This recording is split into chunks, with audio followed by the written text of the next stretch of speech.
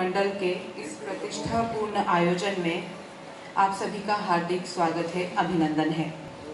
हम 37वां राष्ट्रीय नाट्य समारोह पद्मश्री बंसी कौल को समर्पित कर रहे हैं और उन्हीं को याद करते हुए हम इस नाट्य समारोह को यहाँ आपके सम्मुख लाए हैं। मैं हमारे निदेशक साहब ने कहा है कि मैं बैठकर संचालन करूं। हमारे बीच आदरणीय कुलपति, पूर्व कुलपति और हमारे बड़े प्रोफेसर राम राजेश मिश्र जी हैं। हम आपका हार्दिक स्वागत करते हैं, अभिनंदन करते हैं और आपसे अनुरोध करते हैं कृपया मंच पर आकर दीप प्रज्वलन करें। हम वरिष्ठ व्यंग्यकार डॉक्टर पिलकेंद्र अरोड़ा जी से भी अनुरोध करते हैं, कृपया वे भी मंच पर आएं। हमारे बीच श्री केवल धारीवाल जी हैं, हम उनसे भी अनुरोध करते हैं, जो आज के नाटक के निदेशक हैं, कि वे भी मंच पर आएं और दीप प्रज्वलित करें। हमारे एक सुधी दर्शक जो लगातार टिकट लेकर नाटक देखते हैं, ऐसे श्री दिनेश अग्रवाल जी से भी अनुरोध है, कृपया वे भी मंच पर आए और दीप दीपन करें। मैं चाहती हूं कि दिनेश अग्रवाल जी के लिए आप लोग ताली बजाएं। बहुत शुक्रिया।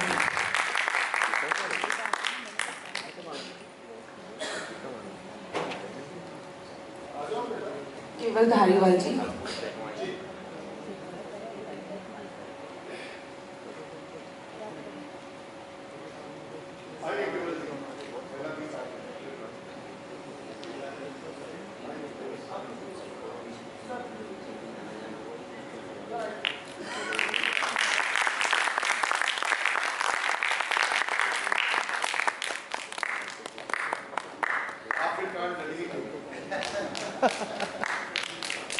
जरा मशाल जलाओ, बड़ा अंधेरा है।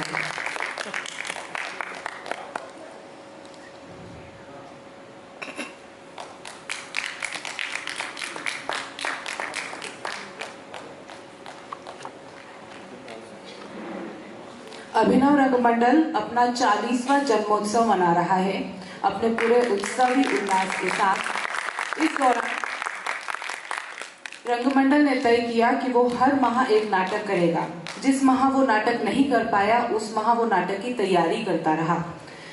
बहुत सारे शहरों में अपनी सिग्नेचर प्रस्तुति, कोर्ट मार्शल की प्रस्तुति की, नुक्कड़ नाटक किए, साहित्य और गजल के कार्यक्रम किए और लगातार ये सिलसिला जारी है जो साल भर तक जारी रहेगा।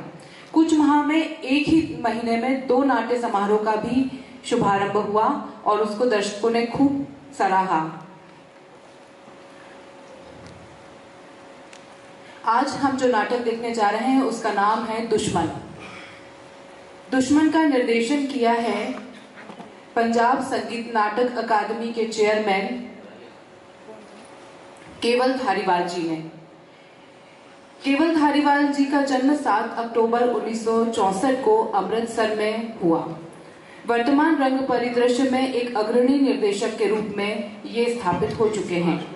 राष्ट्रीय नाट्य विद्यालय से डिजाइन और डायरेक्शन में विशेष योग्यता प्राप्त स्नातक केवल धारीवाल वर्तमान में पंजाब संगीत नाटक अकादमी के चेयरमैन हैं। केवल धारीवाल ने 150 से अधिक नाटकों के निर्देशन के साथ ही अनेक कविताओं का मंचन किया है और विख्यात चित्रकार वॉन गॉग, डाली और मुंच की पेंटिंग्स पर आधारित नाटक भी किए हैं। उन्होंने 70 से अधिक नाटकों के मंच निर्माण, आलोकन एवं वस्त्र विन्यास भी किया, जिनमें प्रमुख है आषाढ़ ka ek din, Blood Wedding, Lorca, Desire Under the Elms, Eugene O'Neill, Mohan Rakesh, King Lear, Shakespeare, White Nights, Dostoevsky आदि। थिएटर साहित्य के स्थापित लेखक केवल धारीवाल की अनेक पुस्तकें प्रकाशित हो चुकी हैं, जिनमें अनेक बाल नाटक भी सम्मिलित हैं। केवल की एक किताब नटरंग जम्मू विश्वविद्यालय के पंजाबी साहित्य के स्नातकोत्तर पाठ्यक्रम में टेक्स्ट बुक के रूप में पढ़ाई जाती है। हाल ही में केवल धारीवाल ने 9वें सिख गुरु श्री तेग बहादुर साहिब जी के जीवन एवं संदेशों पर आधारित एक नाटक की भी रचना की है। केवल धारीवाल ने अमृतसर, पटियाला, जालंधर, चंडीगढ़, कुरुक्षेत्र, दिल्ली आदि अनेक स्थानों पर असंख्य नाट्य कार्यशालाएं भी आयोजित की हैं। इसके अतिरिक्त कनाडा, पाकिस्तान, बांग्लादेश, नॉर्वे एवं अमेरिका में भी नाट्य कार्यशालाएं आयोजित कर चुके हैं केवल धारीवाल। केवल का नाट्य समूह मंच रंगमंच वर्ष 2003 से 10 दिवसीय राष्ट्रीय नाट्य समारोह आयोजित करता रहा है। केवल धारीवाल को मनोहर सिंह स्मृति पुरस्कार 2006, पंजाब संगीत नाटक अकादमी सम्मान 2006 एवं शिरोमणि नाटककार सम्मान से भी विभूषित किया जा चुका है। वर्ष 2013 में उन्हें संगीत नाटक अकादमी के अवार्ड उनके नाट्य निर्देशक के रूप में योगदान हेतु प्रदान किया गया है। आज जिस नाटक को हम देखने जा रहे हैं उसका नाम है दुश्मन। दुश्मन दर्शकों के सम्मुख एक अत्यंत ज्वलन समस्या को तीव्र संवेगों के साथ प्रस्तुत करता एक नाटक है। ये सर्वकालिक एवं सदैव प्रासंगिक समस्या भूगर्भीय जल की जो तेजी से प्रदूषित होते जा रहा है। उसमें एक भाई ये पता कर लेता है लेबोरेटरी में कि ये जो जल है जो हम उपयोग में ला रहे हैं ये दूषित है, लेकिन उसके पहले उसका एक भाई उसको बाजार में भेजना शुरू कर देता है। वो उसको विदेशों में भी भेजता है और ये बाद में पता चलता है कि इससे चर्म रोग होते हैं। वो उसे मना करता है, रोकने की कोशिश करता है, लेकिन लालच के चलते भाई नहीं रुकता है और उसी पर सारे आरोप जड़ देता है। उसे सलाह दी जाती है कि वो वहां से चला जाए, लेकिन वो सोचता है कि अराजकता और भ्रष्टाचार हर जगह है, अगर मैं यहाँ से चला गया तो ये और फैलेगा और क्या गारंटी है कि बाहर अराजकता नहीं होगी, भ्रष्टाचार नहीं होगा। तो वो वहीं रहकर इस नाटक में लड़ता है। तो आइए देखते हैं इस नाटक को। इस नाटक के लेखक हैं हेनरिक इब्सन, रूपांतरण, परिकल्पना एवं निर्देशन केवल धारीवाल और प्रस्तुति है अमृतसर के नाट्य समूह मंच रंगमंच की। आप सभी से सादर निवेदन है, कृपया अपने मोबाइल फोन साइलेंट मोड पर कर लें। बहुत धन्यवाद।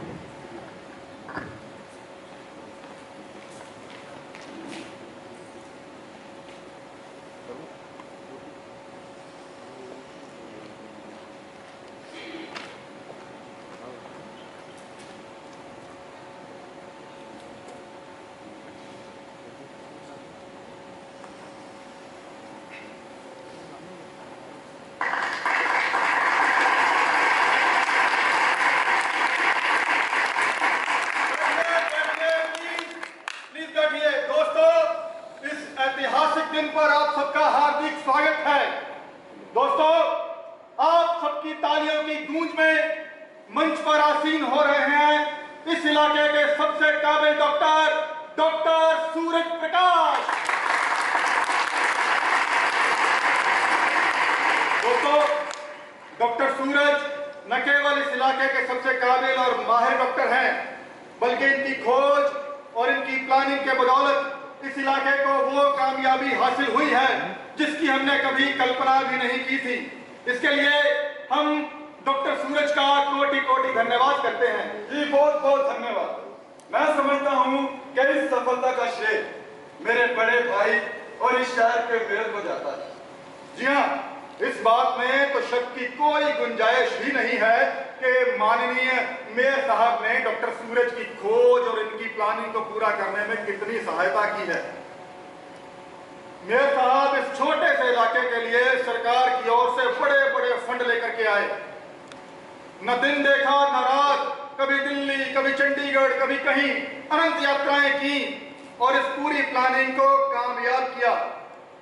दोस्तों, जैसे कि आप सब लोग बड़ी अच्छी तरह से जानते हैं कि डॉक्टर सूरज ने ही सबसे पहले अपने शोध पत्रों के द्वारा इस बात को एस्टेब्लिश किया कि हमारे शहर के कुओं और चश्मों का पानी कितना शक्तिशाली है, इसमें रोगों को ठीक करने की कितनी ताकत है। और आज देखिए, दूर दूर से लोग हमारे शहर के कुओं और चश्मों में स्नान करने के लिए आ रहे हैं और यहाँ का पानी बोतलों में भर भर कर देश विदेश तक जा रहा है। और सरकार भी इस छोटे से कस्बे के लिए बहुत बड़ी बड़ी योजनाएं लेकर के आ रही है। अब मैं माननीय मेयर साहब से निवेदन करता हूं कि वो कृपया माइक पर आएं और सरकार की आगामी योजनाओं के बारे में अपने विचार पेश करें। आइए। शुक्रिया, बहुत बहुत शुक्रिया। भाई और बहनों, आपके स्वागत और प्यार ने मेरे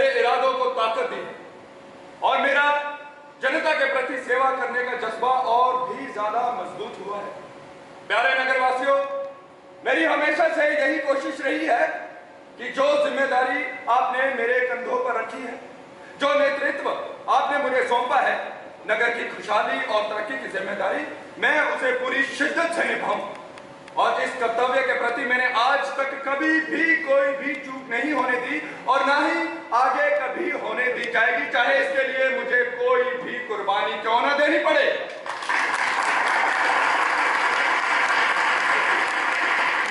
मेरे छोटे भाई डॉक्टर सूरज को उच्च विद्या प्राप्त करने उपरांत पश्चिमी देशों से ऊंचे ऊंचे पदों की पेशकश हुई, पर इस योद्धा ने उन सभी को ठुकराकर अपने कस्बे में वापस आकर यहाँ पे अपना क्लिनिक खोला और अपनी रिसर्च उपरांत यहाँ के सभी चश्मों और कुओं के पानी के करामाती गुणों का ऐलान किया और अपने शोध पत्रों द्वारा दुनिया भर में यहाँ के सभी चश्मों और कुओं के होने का प्रचार भी किया। भाइयों और बहनों, आज इस अवसर पर, आज इस मौके पर मैं आप सभी लोगों को एक बहुत बड़ी खुशखबरी देने जा रहा हूं।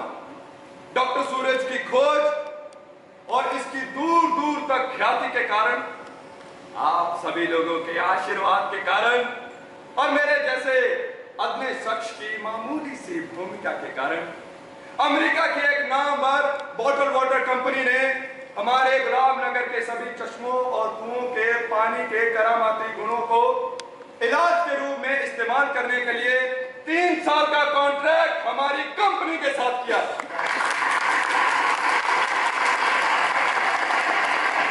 इस समझौते के अनुसार हमारे सभी चश्मों और कुओं का पानी बोतल बंद करके दुनिया के कोने कोने में पहुंचाया जाएगा और पूरी दुनिया हमारे शहर के पानी के गुण गाएगी। इस समझौते के अनुसार हमारे कस्बे को पूरे 45 करोड़ रुपए यानी $40 लाख का मुआवजा मिलेगा।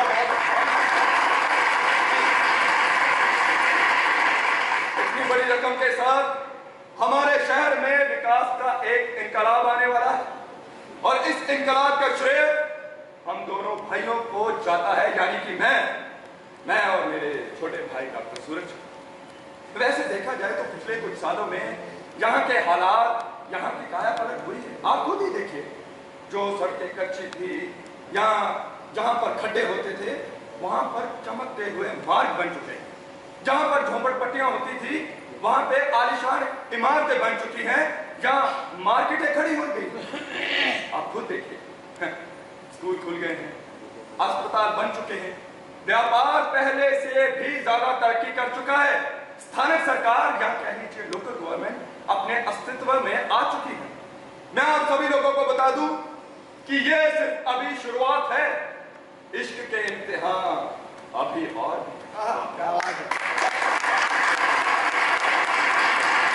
इस समझौते पे दस्तखत होते ही हमारा कस्बा तरक्की की नई बुलंदियों पर जा पहुंचेगा। गुर्बत का हमारा गुलाम नगर एशिया का स्विट्जरलैंड बन जाएगा।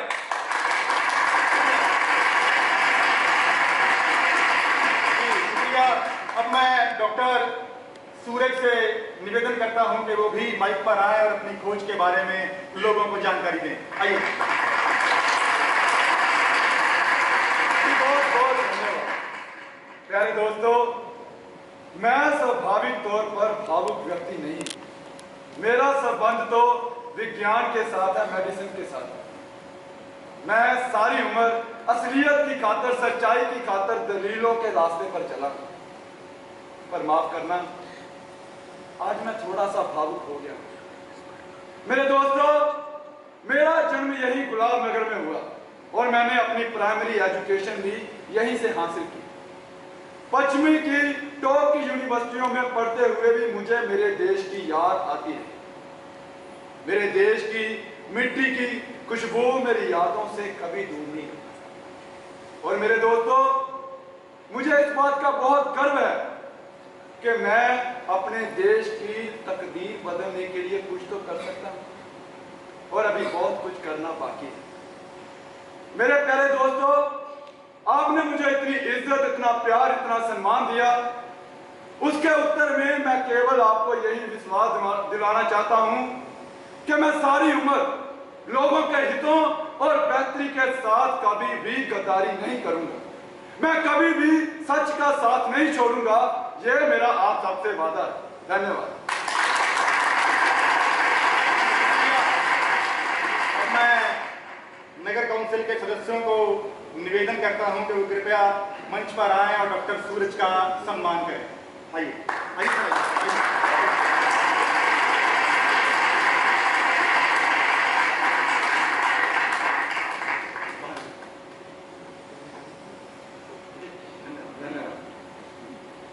अब मेयर साहब को भी सम्मानित किया जाएगा। आइए सर, आइए आइए।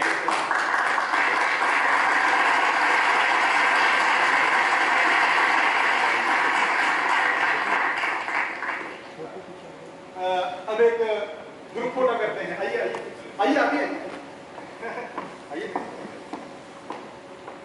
थोड़ा सारे आए।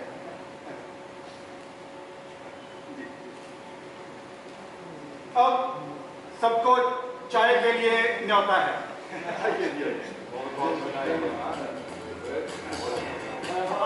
और आप बात बताइए डॉक्टर साहब, आपको और बात बताइए मेरे जी, आपको भी बहुत बताइए। हाँ सर,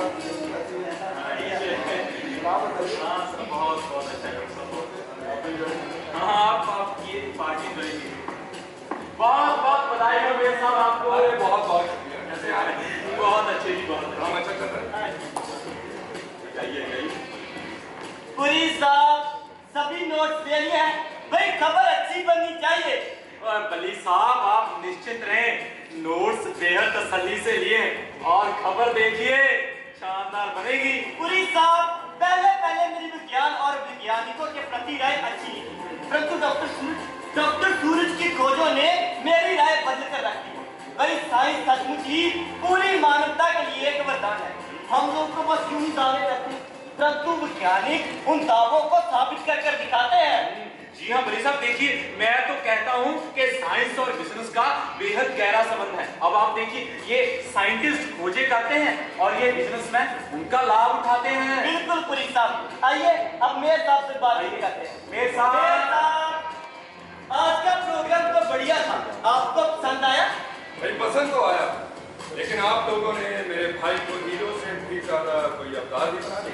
भाई मसाला कुछ ज्यादा ही था नहीं? अरे सर, इसकी बेहद जरूरत थी। डॉक्टर सूरज की शोहरत का फायदा भी तो लेना था। अब आपको तो पता ही है कि वो होटलिंग कंपनी वाले डॉक्टर सूरज की खोज से प्रभावित होकर ही हमारे पास आए थे। लेकिन इस खोज को व्यापार तो मैंने ही बनाया है। मेयर साहब, मैंने सुना है अगले महीने कंपनी का डेलीगेशन समझौते पर साइन करने के लिए आ रहा है। आपको तो पता ही है, गुलाब नगर में मकानों की कीमतें 5 गुना बढ़ गई है और इस समझौते के बाद हो सकता है कि कई गुना बढ़ जाए। जी हाँ बली साहब, सीजन के दिनों में होटलों की कीमत भी कई गुना बढ़ गई और तब भी कोई कमरा नहीं मिलता। अब दुकानों में सारा दिन भीड़ लगी रहती है।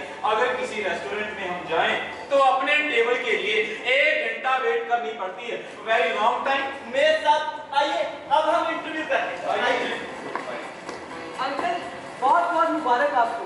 It is very well deserved uncle. Karan, मुझे लगता है कि मैं इसके काबिल नहीं। But uncle you deserved it. Of course papa, हम सबको आप पर गर्व है ना मम्मा? बिल्कुल बेटा, इनकी इज्जत में ही हम सबकी इज्जत है।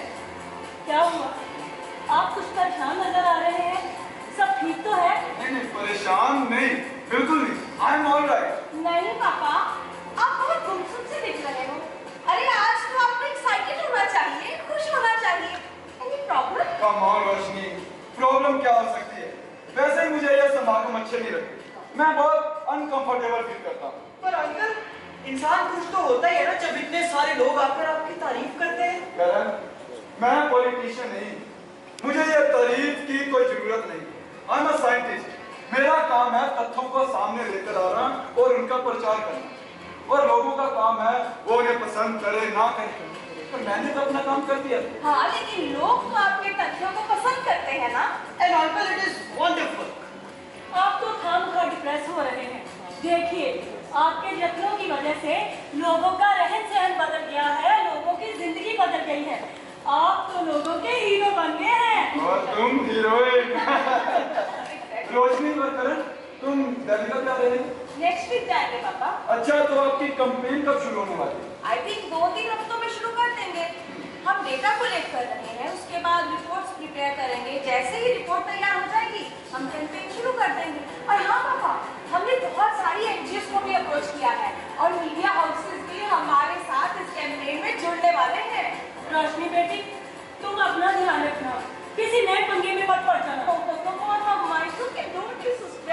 प्रीति, हमारी बेटी अमन का ध्वज लेकर चलेगी, हमें इस पर गर्व है। लेकिन ये काम तो सियासतदानों के हैं, सरकारों के हैं। इस बेचारे की कौन सुनेगा? देखिए आंटी, ये इस अकेली की आवाज नहीं है, ये हम सबकी आवाज है। और हमारा साथ देने के लिए लोग काफी दूर दूर से इकट्ठा हो रहे हैं। उनको हमारी बात सुननी ही पड़ेगी। बिल्कुल, क्योंकि ये हमारी सुरक्षा का मामला है।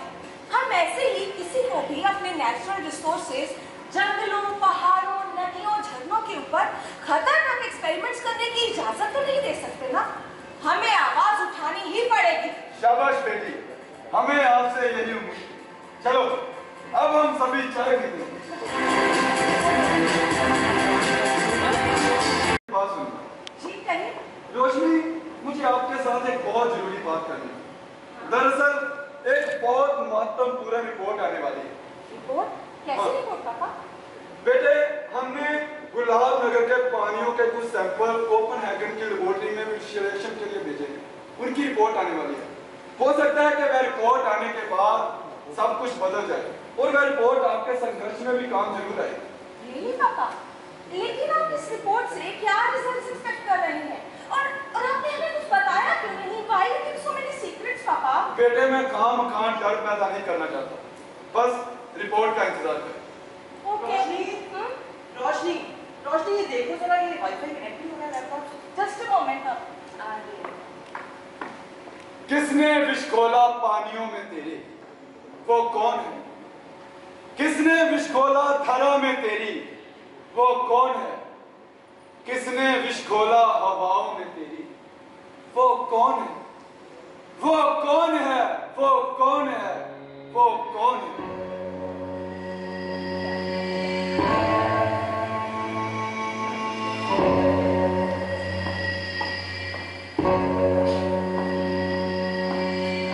हेलो, हाँ, चलो ठीक है। जी जी, अजीब बात है, वो कह रहे हैं कि रिपोर्ट कुरियर की को 1 हफ्ता हो गया है, पर फिर भी रिपोर्ट आई क्यों? It's very strange. पापा, आप हमारे डाक विभाग को जानते तो हैं, कुरियर भी उनका कुछ नहीं बिगाड़ सकता। पर बेटे, मुझे फिक्र इस बात का है कि कहीं रिपोर्ट गलत एड्रेस पर ना डिलीवर हो जाए। ये बहुत सेंसिटिव इशू है। अरे अंकल, ये आप कैसी बातें कर रहे हैं? ऐसे कैसे कुरियर अपना किसी गलत एड्रेस पर भेज देंगे? ऐसा कौन सा कुरियर वाला है जो आपको नहीं जानता? ये भी बात है। डॉक्टर साहब, शायद वो आए। हाँ जी, अब आ जाइए। जी जी जी डॉक्टर साहब, आपका पार्सल आया है। अरे शुक्र है भाई, मुझे तो फिक्र होने लगी थी कि कहीं पार्सल गलत एड्रेस पर ना डिलीवर हो जाए। अरे डॉक्टर साहब, ये आपने कैसी बात कर दी? आपको भला कौन नहीं जानता? आपका पार्सल गलत जगह पे कैसे डिलीवर हो सकता है? डॉक्टर साहब, मेरा तो ये मानना है कि इस गुलाब नगर का नाम बदलकर डॉक्टर सूरज नगर रख देना अरे चाहिए। नहीं भाई नहीं, मैं ऐसे विचारों के बिल्कुल विरुद्ध हूँ। बताओ, दस्तखत कहाँ करना? यहाँ पे करनी है जी। जी दरअसल डॉक्टर साहब, ये इंटरनेशनल पार्सल था, इसलिए दफ्तरी कार्रवाई में थोड़ा सा समय लग गया। दफ्तरी कार्रवाई? कैसी कार्रवाई? कुछ नहीं डॉक्टर साहब, वो कुछ फार्म वगैरह भरने होते हैं ना, इसलिए। बस मेरे पार्सल तो पहले भी आते रहते हैं, कभी कोई कार्रवाई नहीं। डॉक्टर साहब, ये आपका पार्सल है, मैं देरी के लिए माफी चाहता हूँ। जी मैं चलता हूँ। ओके ठीक है। थैंक गॉड पापा, आपका पार्सल आ गया। लेकिन ये क्या डिस्कशंस कर रहे थे आप? कुछ खास नहीं बेटी, वो कह रहा था कि कोई दफ्तरी कार्रवाई के कारण पार्सल में आने में देरी हो गई। पता नहीं कौन सी कार्रवाई की बात कर रहा है। ओह माय गॉड, मेरा शक तो ठीक निकला। गुलाब नगर के चश्मों का पानी कंटामिनेटेड हो चुका है। अंकल, इस रिपोर्ट के सिर्फ एक पॉइंट इस रिपोर्ट में पॉजिटिव नहीं है, बाकी सब पॉइंट्स पॉजिटिव आए हैं। आपने जितने भी सैंपल्स भेजे थे, वो सब के सब उनके रिजल्ट्स पॉजिटिव हैं। इसका मतलब ये है कि गुलाब नगर के चश्मों का पानी कंटामिनेट यानी प्रदूषित हो चुका है। पापा, रियली? हाँ बेटे, प्रदूषित और जहरीला, सेहत के लिए खतरनाक, ये चमत्कारी गुणों वाला पानी, ये बीमारियों के इलाज वाला पानी कंटेमिनेटेड हो चुका है, प्रदूषित हो चुका है। ये अरोगता का नहीं बल्कि बीमारियों का चश्मा बन चुका है। ये आप क्या कह रहे हैं? ये कैसे हो सकता है? प्रीति, ये मैं नहीं, ये रिपोर्ट्स कह रही है, रिसर्च कह रही है। ये देखो, इन्होंने लिखा है कि गुलाब नगर के चश्मों का पानी कंटेमिनेटेड हो चुका है। ये पानी हमारे लिए, हमारी बच्चों के लिए, सबके लिए बहुत खतरनाक है। Are you sure? ये बहुत बड़ा दावा है और इसके असर बहुत दूर तक पड़ेंगे। Are you sure, sir? Of course I am.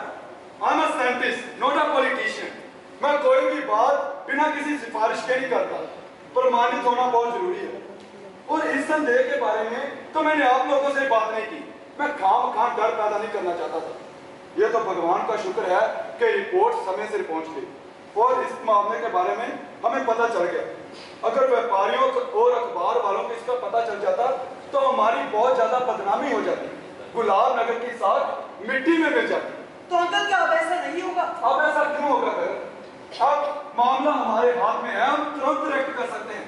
हम कंटामिनेशन के स्रोत के बारे में पता लगाकर उसको ठीक कर सकते हैं और चश्मों के पानी को फिर से साफ और शुद्ध बना सकते हैं। लेकिन पापा, मुझे लगता है कि हमें और देरी नहीं करनी चाहिए। हमें जल्दी से जल्दी कोई एक्शन लेना पड़ेगा। हाँ, एग्जैक्टली बेटा। तो इसके संबंध में ये देखो, मैंने कुछ प्रबंध भी कर लिए। क्या प्रबंध किए? हाँ, ये देखो, पानियों को साफ करने की स्कीम। पानियों को साफ करने के लिए जो इक्विपमेंट चाहिए होते हैं उसके बारे में मैंने इंटरनेट और लाइब्रेरी में जाकर रिसर्च की। पूरी डिटेल्स एजुकेशन के पास साथ बजट भी है। बस बजट काउंसिल से पास करवाना है और शुक्र है कि काउंसिल का मेयर मेरा बड़ा भाई है।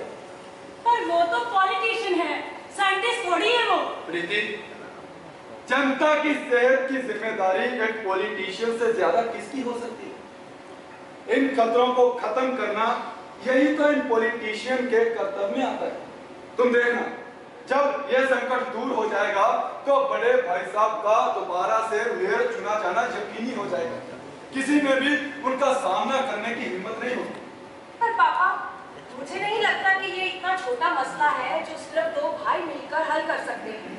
हमें और बहुत सारे लोगों की सहायता की जरूरत पड़ने वाली है। बिल्कुल बेटा, हमारे कस्बे में ठीक सोच रखने वाले सामाजिक कार्यकर्ताओं की कोई कमी नहीं है।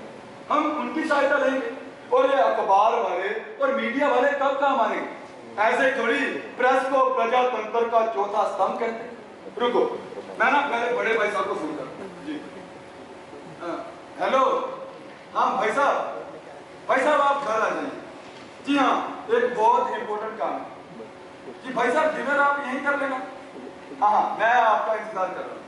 जी भाई साहब, देखा, मेरे एक बार कॉल करने पर ही आने लगे, अपना इंपॉर्टेंट डिनर छोड़कर आ रहे हैं। मैंने पत्रकारों को भी बुलाया था, वो क्यों नहीं है? डॉक्टर साहब आ जाए। आ जाइए। नमस्कार। नमस्कार डॉक्टर साहब। नमस्कार। प्रीति, प्रेस वाले आए हैं कि ये कुछ खाने का बिल्कुल, बंदोबस्त? मैं अरे नहीं डॉक्टर साहब, हम ना प्रेस कॉन्फ्रेंस से होकर आए हैं और किसी चीज की कोई जरूरत ही नहीं। चलिए अब करिए बात। जी डॉक्टर साहब, हम इंटरव्यू शुरू करें? जी नहीं बली साहब, मेरा एजेंडा कुछ बदल गया। सर, अपना एजेंडा बदल गया या इरादा भी? बली साहब, मेरा इरादा इतनी जल्दी बदलने वाला नहीं है। दरअसल एक डेवलपमेंट खास हो गई, मैंने उसके बारे में आप लोगों से सलाह कर दी। अरे सर, नई डेवलपमेंट ही तो कल के अखबार के एडिशन की लीड बनेगी। बली साहब, पहले सुन तो लीजिए, ये रिपोर्ट देखिए। ये रिपोर्ट गुलाब नगर के चश्मों के पानियों के बारे में है। इस रिपोर्ट के अनुसार गुलाब नगर के चश्मों का पानी कंटेमिनेटेड हो चुका है, प्रदूषित हो चुका है। इस पानी को पीना, इससे नहाना जनता की सेहत के साथ खिलवाड़ करना है। अरे वाह सर, ये तो 8 कालमों में छपने वाली लीड खबर है। वंडरफुल। डॉक्टर साहब, आपको इस रिपोर्ट पे पूरा विश्वास है? जी 100%। अगर ना होता तो मैं बात ही ना करता। डॉक्टर साहब, आप तो ये समझे कि आपने गुलाब नगर की भलाई के लिए एक युद्ध छेड़ दिया है। पुलिस साहब, यह संकट जितना बड़ा है, इसके खिलाफ लड़ाई भी युद्ध स्तर पर ही लड़नी पड़ेगी। डॉक्टर साहब, आप सत्य में बड़े पुण्य का काम कर रहे हैं। हमारे देखते ही देखते धरती का क्या हाल हो गया है। हमारे शहर का गंदा नाला कभी पवित्र दरिया होता था, वहां दशहरे का मेला लगता था, लोग स्नान करते और वही जल पीते थे। फिर शहर का गंदा और फैक्ट्रियों का केमिकल मिला हुआ जहरीला पानी उसमें बिना ट्रीट किए हुए डाल देने से उसको गंदा कर दिया है। अरे बली साहब, अभी कल की बात लगती है, हमारे पिताजी भी वहां उस दरिया में स्नान करने जाते थे और मैं भी उनके साथ जाया करता था और नहाते समय वह कहा करते थे, जल पाया परमेश्वर पाया। पुरी साहब, फिर तो आपने ये भी देखा होगा कि औरतें जल को पूजती थी, जलते दिए जल प्रवाहित करती थी। बली साहब, वही समय तो हमने वापस लेकर आना है। डॉक्टर साहब, आपने अपने जो पिछले आर्टिकल में ये जो टेक्सटाइल मिलों के बारे में बात की थी, सच पूछे तो उसके बारे में हमें बिल्कुल मालूम नहीं था। देखिए पुरी साहब, ये सच है कि पहले इन्होंने धराधर टेक्सटाइल मिलें लगा दी। उससे क्या होता है कि 2 मीटर कपड़ा तैयार करने के लिए 200 लीटर पानी की बर्बादी होती है। इससे क्या होगा कि पहले तो भूमिगत पानी कम हो गया और बचे कुचे को इन्होंने प्रदूषित कर दिया, और जब लोग वह जहरीला पानी पीकर कैंसर जैसी बेमुराद बीमारियों के शिकार होने लगे तो ये कैंसर हॉस्पिटल खोलकर बैठ गए। डॉक्टर साहब, व्यापारियों का तो सभी और फायदा है, आदमी जिए तब भी फायदा, आदमी मरे तब भी फायदा। अली साहब, आप देखिए ना, ये क्रोम प्लेटिंग का काम करने वाले कारखाने ये क्या करते हैं, इन्होंने अपनी फैक्ट्रियों के अंदर गहरे गहरे खड्डे खोदे होते हैं। ये अपना सारा जहरीला पानी उन खड्डों में डाल देते हैं और वह पानी भूमिगत पानी से घुल जाता है और इससे आर्सेनिक, लेड और यूरेनियम जैसी भारी धातुओं वाला पानी, जिसको रिवर्स ऑस्मोसिस, जिसे आप आरओ भी कहते हैं, उसकी सहायता से भी साफ नहीं किया जा सकता। आम आदमी के लहू में ये जहर बनकर दौड़ रहा है। जी हाँ डॉक्टर साहब, ये सरकारें भी कुछ नहीं करती। देखिए भाई साहब, पानी को प्रदूषित करने के लिए जितने जिम्मेदार यहाँ के कारखाने हैं, उतनी जिम्मेदार यहाँ की सरकार भी, जिन्होंने हरी क्रांति के नाम पर गुलाब नगर को एक प्रयोगशाला की तरह इस्तेमाल किया। इन्होंने किसानों को कीटनाशक दवाइयों के चक्रव्यूह में फंसाया और जब इस प्रयोग से धरती के पिछला पानी कम हो गया और बचा कुचा जो पानी था, जैसे सरोवर, चश्मे, कुएं, इन सब का वजूद मिटा दिया, जा तो इन्हें भी दूषित कर दिया। जी हाँ, पानियों को प्रदूषित करने में कीटनाशकों का काफी अहम रोल है। हमारे देश में तकरीबन 70 कीटनाशक ऐसे हैं जिनके बेचने पर पाबंदी है। डॉक्टर साहब जी, बहुत है। अब देखिए ना, गुलाब नगर हिंदुस्तान का 1.5% रखता है, पर यहाँ पर कीटनाशकों के देश भर की 18% और केमिकल युक्त खादों की 14% खपत है। दिलचस्प बात तो यह है कि इसमें हर साल 10,000 मेट्रिक टन जहर घोल देने का सरकार काम इस राज्य की सरकार करती है।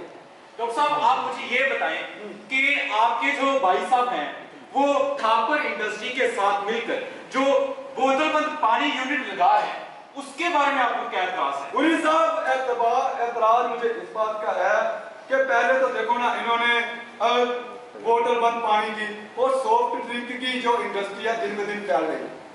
अब देखिए, हमारे घर में कोई भी छोटा मोटा फंक्शन हो, कोई विवाह हो, कोई कीर्तन हो या कोई भी समागम हो, तो उसमें क्या देख सकते हैं कि हम वो पानी वाली बोतलें, पैक्ड पानी वाली बोतलें, उसका क्या है कि पानी वाली बोतलें और सॉफ्ट ड्रिंक पानी को इतना बर्बाद करती है, इसका अंदाजा इसी बात से लगाया जा सकता है कि आधा लीटर पानी तैयार करने के लिए 200 लीटर पानी की बर्बादी होती है। अरे डॉक्टर साहब, ये भी तो देखे ना कि पानी कितना जहरीला हो गया है, और वो बोतल वाला पानी कम से कम साफ तो है। अली साहब, जो पानी बोतलों में बंद है, क्या गारंटी है कि वो साफ है? अरे क्या बात कर रहे हैं डॉक्टर साहब, टेस्ट का बेहद फर्क होता है। पर पुलिस साहब, भारी धातुओं वाला पानी जिसको आरओ से भी साफ भी किया जा सकता, तो वो कैसे साफ हो गया?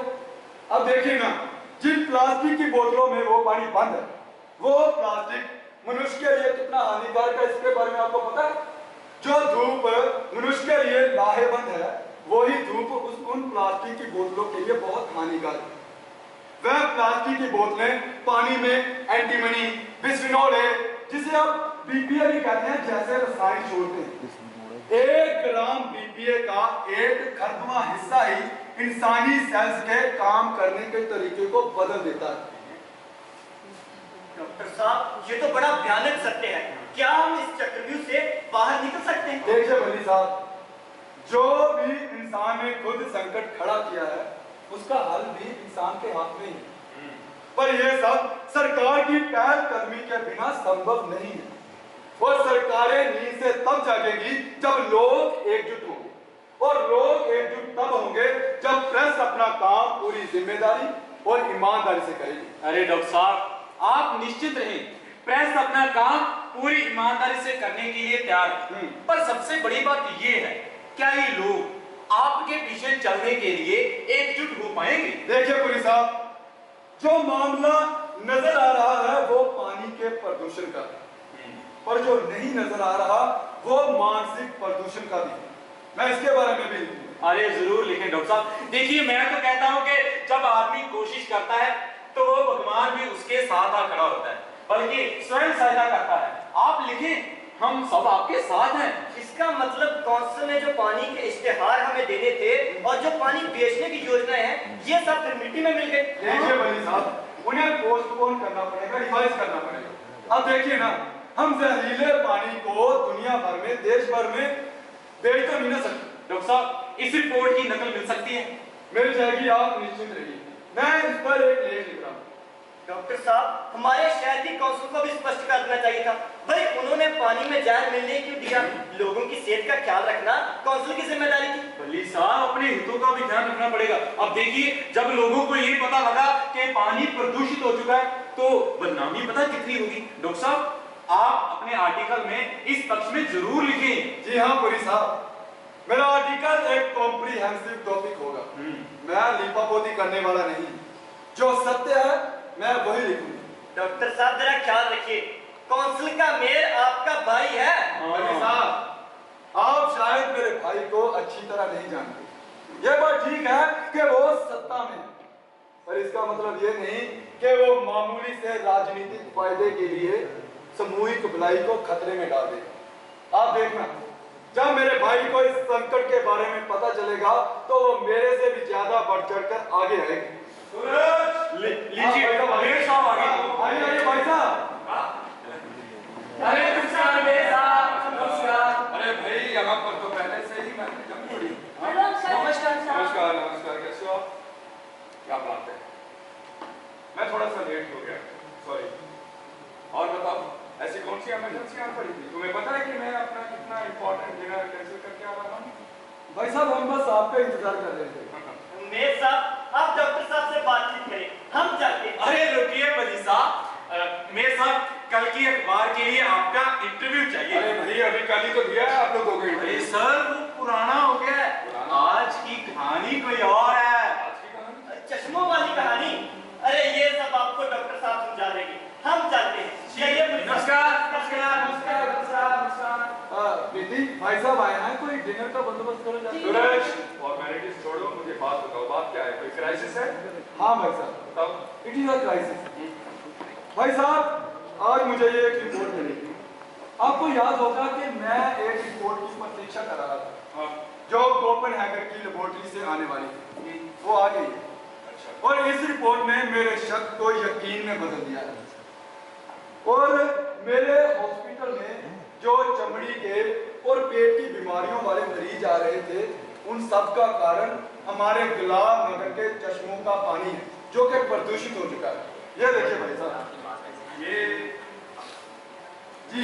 वही रिपोर्ट है जो डेनमार्क से आई है। टॉप रिपोर्ट है वहां की। इस पे कितना विश्वास किया जा सकता है? भाई साहब, 100% शक शुबा की कोई गुंजाइश नहीं। Writing on the wall. तुम्हारी अपनी राय क्या है? भाई साहब, पब्लिक को फौरन अलर्ट करना पड़ेगा कि वो इस पानी का इस्तेमाल ना करें। क्या? पानी का इस्तेमाल ना करें? जी हाँ भाई साहब, और हमें फिल्ट्रेशन प्लांट्स भी लगाने पड़ेंगे पानी को साफ करने के लिए। Filtration plants? जी हाँ भाई साहब, और हमें ये बोतल बंद यूनिट भी बंद करना पड़ेगा। क्या कह रहे हो? ताकि पानी बोतलों में भरकर बाहर ना जा सके।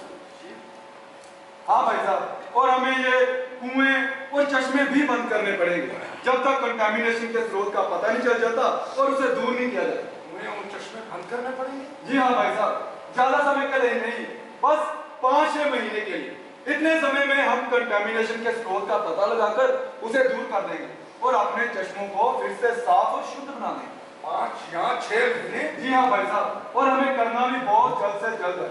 इससे पहले कि रोग और फैले और जनता को इसके बारे में पता चले, हम खुद जनता को इस हालात के बारे में बताएंगे। इसके लिए हमें एक प्रेस कॉन्फ्रेंस भी करनी पड़ेगी।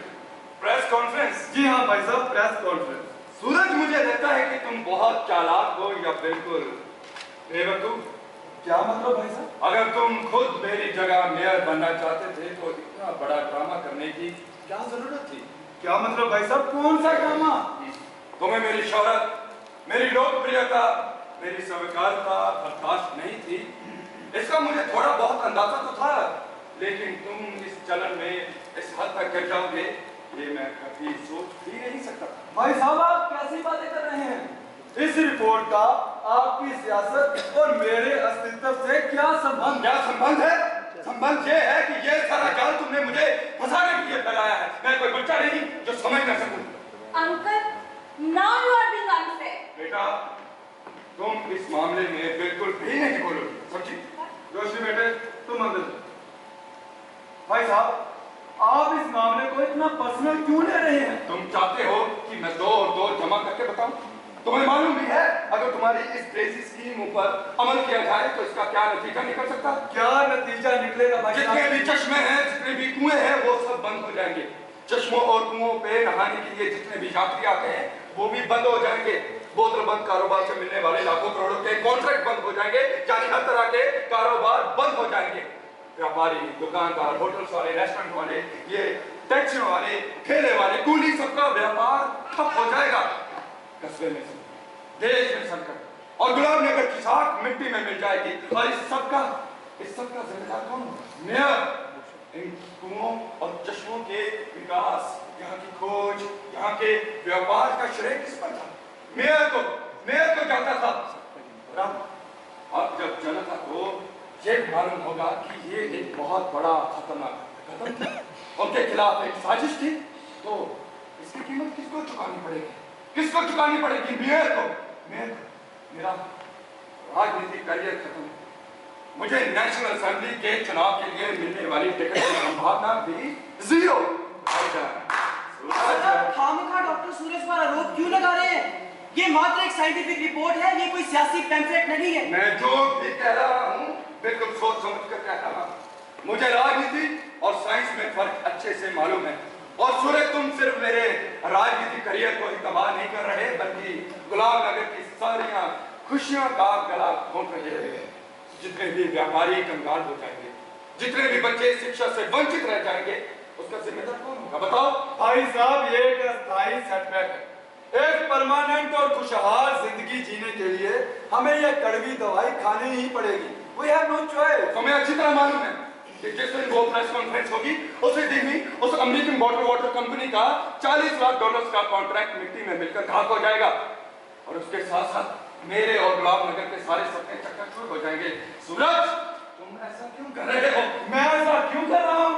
क्या मेरे पास कोई और रास्ता है, कोई और चॉइस है? जब मुझे ये पता चल गया है कि गुलाम नगर के चश्मों का पानी कंटेमिनेटेड हो चुका है, प्रदूषित हो चुका है, तो क्या मैं एक डॉक्टर होने की हैसियत से, गुलाम नगर का नागरिक होने की हैसियत से मेरा ये फर्ज नहीं बनता कि मैं जनता को असलियत के बारे में, सच्चाई के बारे में बताऊं? तो एक नेता होने की हैसियत से, गुलाम नगर के प्रबंधक होने की हैसियत से मेरा भी ये कर्तव्य बनता है कि मैं लोगों की भलाई का ख्याल रखूं और अपने शहर की आर्थिकता को तबाह होने से बचाऊं। और इस काम के लिए मैं कोई भी चूक नहीं करने वाला। अच्छा भाई साहब, अब मैं ये समझूं कि आप इस संकट की घड़ी में मेरी सहायता नहीं करेंगे? तुम्हारी सहायता? मैं तो तुम्हारी विरोधता करूंगा और डटकर विरोधता करूंगा। ठीक है भाई साहब, मैं काउंसिल के बाकी मेंबर्स के साथ बात करूंगा, वो मेरी बात जरूर सुनेंगे। जब तुमने ये लिख ही दिया है कि यहाँ के तमाम कुएं और चश्मे प्रदूषित हो चुके हैं, तो तुम्हें क्या लगता है कि लोगों को ये बात का पता नहीं चलेगा कि किस चश्मे और कुएं के प्रदूषित होने की बात हो रही है? कि ये जहरीला पानी पीकर लोग बीमार हो रहे हैं, मर रहे हैं। सूरज, रिपोर्ट्स भी कई बार गलत साबित हो जाती हैं। तुम इन चश्मों और कुओं के बारे में इतना गलत कैसे सोच सकते हो? आज गुलाब नगर की चर्चा पूरी दुनिया में हो रही है सिर्फ इन चश्मों और कुओं की वजह से। 600 एकड़ का कॉम्प्लेक्स बनाने जा रहा हूं, जहां एक विशाल ओपन एयर प्रवचन ऑडिटोरियम होगा, जहां 1,11,111 पूजा स्थान होंगे और 24 घंटे 30 दिन प्रवचन हुआ करेंगे। 24 घंटे टीवी पर लाइव प्रसारण हुआ करेगा। ऑनलाइन प्रसाद और दान की सुविधा भी होगी। हर एक दान के साथ चरणामृत की फ्री होम डिलीवरी भी हम किया करेंगे। हाँ, श्रद्धालुओं के लिए 5 स्टार होटल्स बनेंगे। श्रद्धालुओं को एयरपोर्ट से ले जाने और छोड़ने तक की सुविधा होगी हेलीकॉप्टर के साथ। जरा सोचो, मैं थापर साहब के साथ मिलकर यहाँ के साफ सुथरे पानी के लिए दुनिया का सबसे बड़ा ऑटोमेटिक बोर्डिंग प्लांट लगा रहा हूँ। यहाँ पे एशिया का सबसे बड़ा कीटनाशकों का यूनिट भी लग रहा है। मैं तो चाहता हूँ कि तुम मेरा साथ दो। और सॉरी भाई साहब, मैं इन साजिशों में आपका साथ नहीं दूंगा। तुम्हें ये साजिश दिखाई दे रही है? हाँ भाई साहब, ये विकास के नाम पर कॉर्पोरेट सेक्टर के साथ मिलकर लोगों को दिया जा रहा है एक बहुत बड़ा धोखा है, और मैं इस धोखाधड़ी में आपका साथ नहीं दूंगा। तुम अपने बड़े भाई पे ऐसे इल्जाम कैसे लगा सकते हो? तुम्हें एक बार सोच लेना चाहिए था। भाई साहब, मैं जो भी कह रहा हूँ मैं सोच समझ कर कह रहा हूँ। सूरज, तुम अपनी सारी हदें पार कर चुके हो। भाई साहब, हदें मैं नहीं, हदें आप पार कर रहे हैं। तुम्हें पता भी है कि इसका क्या नतीजा निकलेगा? क्या नतीजा निकलेगा? तुम्हारे इस परिवार को बहुत भारी कीमत चुकानी पड़ सकती है। अच्छा, तो आप मुझे धमकी दे रहे हो? धमकी नहीं, इसे चेतावनी समझो, या बड़े भाई द्वारा दी गई एक नेक सलाह। मैं हमेशा से एक बड़े भाई के तौर पर तुम लोगों की पीठ के पीछे दीवार बनकर खड़ा रहा। तुम लोगों को कभी भी कोई भी जरूरत पड़ी हो और मैंने तुम्हारा साथ न दिया हो, मदद न की हो, ऐसा कभी हुआ है? भाई साहब, मैं आपकी हर एक मदद के लिए मैं आपका शुक्रगुजार हूं। तुम्हारी डॉक्टरी की पढ़ाई के लिए मैंने भी कई समझौते किए, कई असूल छोड़े, और आज जब मुझे तुम्हारी सबसे ज्यादा जरूरत है तो तुम्हें अपने असूल, अपने आदर्श मुझसे भी ज्यादा प्यारे लगने लगे। भाई साहब, आपने जो मेरे और मेरे परिवार के लिए किया उसके लिए मैं आपका शुक्रगुजार हूं, पर जो आप अभी कर रहे हैं इसे कुछ लोग इमोशनल ब्लैकमेलिंग कहते हैं और कुछ लोग इमोशनल अत्याचार। तुम सीधे तौर पे स्टेट से टक्कर ले रहे हो। स्टेट बहुत पावरफुल होती है और कोई भी इसके सामने खड़ा नहीं हो सकता। और अगर तुम ये सोचते हो कि ये अखबार वाले, ये न्यूज़पेपर वाले तुम्हारे साथ खड़े हो जाएंगे तो ये तुम्हारा बहुत बड़ा भ्रम है। इश्तिहारों के लिए ये अखबारों वाले सरकार के सामने घुटनों के बल गिरे पड़े मिलते हैं। हम जो कहते हैं ये भी वही कहते हैं, हम जो बोलते हैं ये वही छापते हैं। और तुम जैसा अकेला आदमी सरकार के खिलाफ क्या कर सकता है? कुछ भी करने से पहले एक बार अच्छी तरह सोच विचार जरूर कर लेना। सूरज। हाँ भाई साहब, मैं मानता हूं कि कुछ प्रेस वाले बिके होते हैं, पर कुछ प्रेस वाले ऐसे भी होते हैं जो जनता की सही तस्वीर को लोगों के सामने लेकर आते हैं, और मुझे उन प्रेस वालों पर पूरा भरोसा है। और भाई साहब, मैंने सोच भी लिया है और समझ भी लिया है, मैं वही करूंगा जो मुझे करना चाहिए। ठीक है, राज के बाद तुम्हारे या तुम्हारे इस परिवार के साथ जो कुछ भी होगा उसके तुम खुद जिम्मेदार होगे। ठीक है भाई साहब, तो फिर और बहस करने का कोई फायदा भी नहीं। आप अपना फर्ज निभाएं और मैं अपना। ठीक है, चलता हूं। काउंसिल की मीटिंग के लिए कल एप्लीकेशन भेज दूंगा।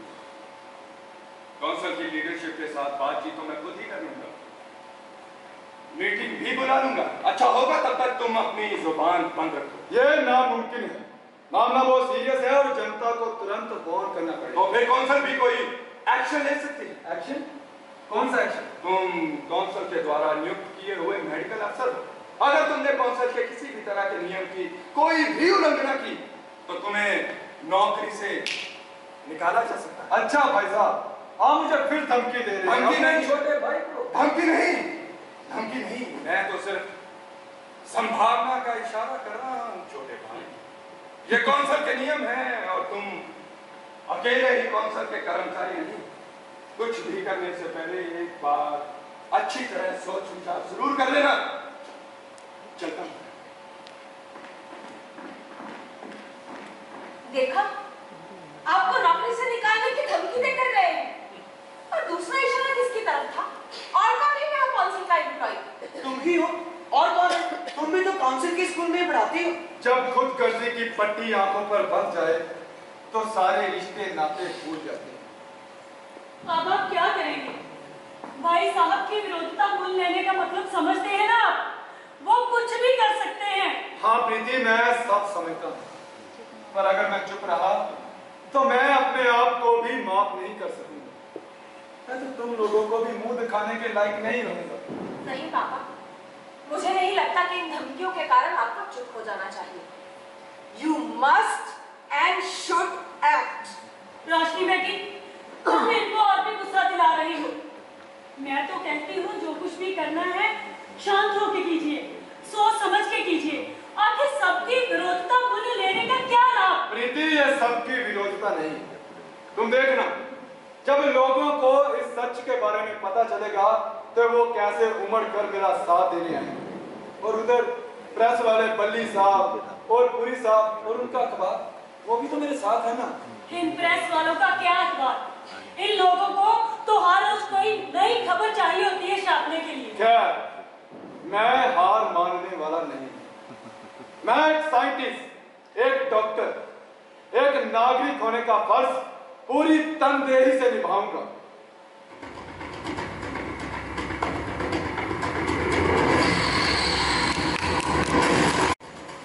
बली साहब, देखिए मैं तो कहता हूं कि कल की अखबार वाला एडिशन डबल कर देते हैं और तो हाथ बिक जाएगा। पुलिस साहब, दोनों भाइयों की फोटो लगा रहे हो? अरे जी हाँ बली साहब, देखिए एक जैसी। अरे क्या बात है, कैसे बहुत लगा? अच्छे। अब बली साहब मुझे एक बात बताएं, हम किस ओर हैं और किस पलड़े में होना चाहिए हमारा अस्तित्व? पुलिस साहब, मेरा ख्याल है कि इस समय हम और आप दोनों विपक्ष के साथ हैं, क्योंकि गुलाब नगर की बल्ले बल्ले के मजे हाकिम अकेले लूट रहे हैं और हम जैसों को कुछ भी नहीं रहे। हमारा फायदा इसी में है कि उनका सत्य लोगों के सामने आए। पर बली साहब एक बात है कि सच की वरतों बड़े हिसाब से करनी चाहिए। देखिए सच तो एक ऐसा जहर है कि इसमें थोड़ी थोड़ी मिलावट डालकर ही इस्तेमाल करना चाहिए। इस तरह तो ये दवा है, मगर अगर किसी को खरा सच, कड़वा सच पिलाया जाए तो ये जानलेवा साबित होता है। बिल्कुल पुलिस साहब। बली साहब, पुरी साहब, आइए डॉक्टर साहब, तशरीफ रखिए। जी धन्यवाद। बली साहब, क्या अखबार की कॉपी तैयार हो गई? नहीं, अभी नहीं।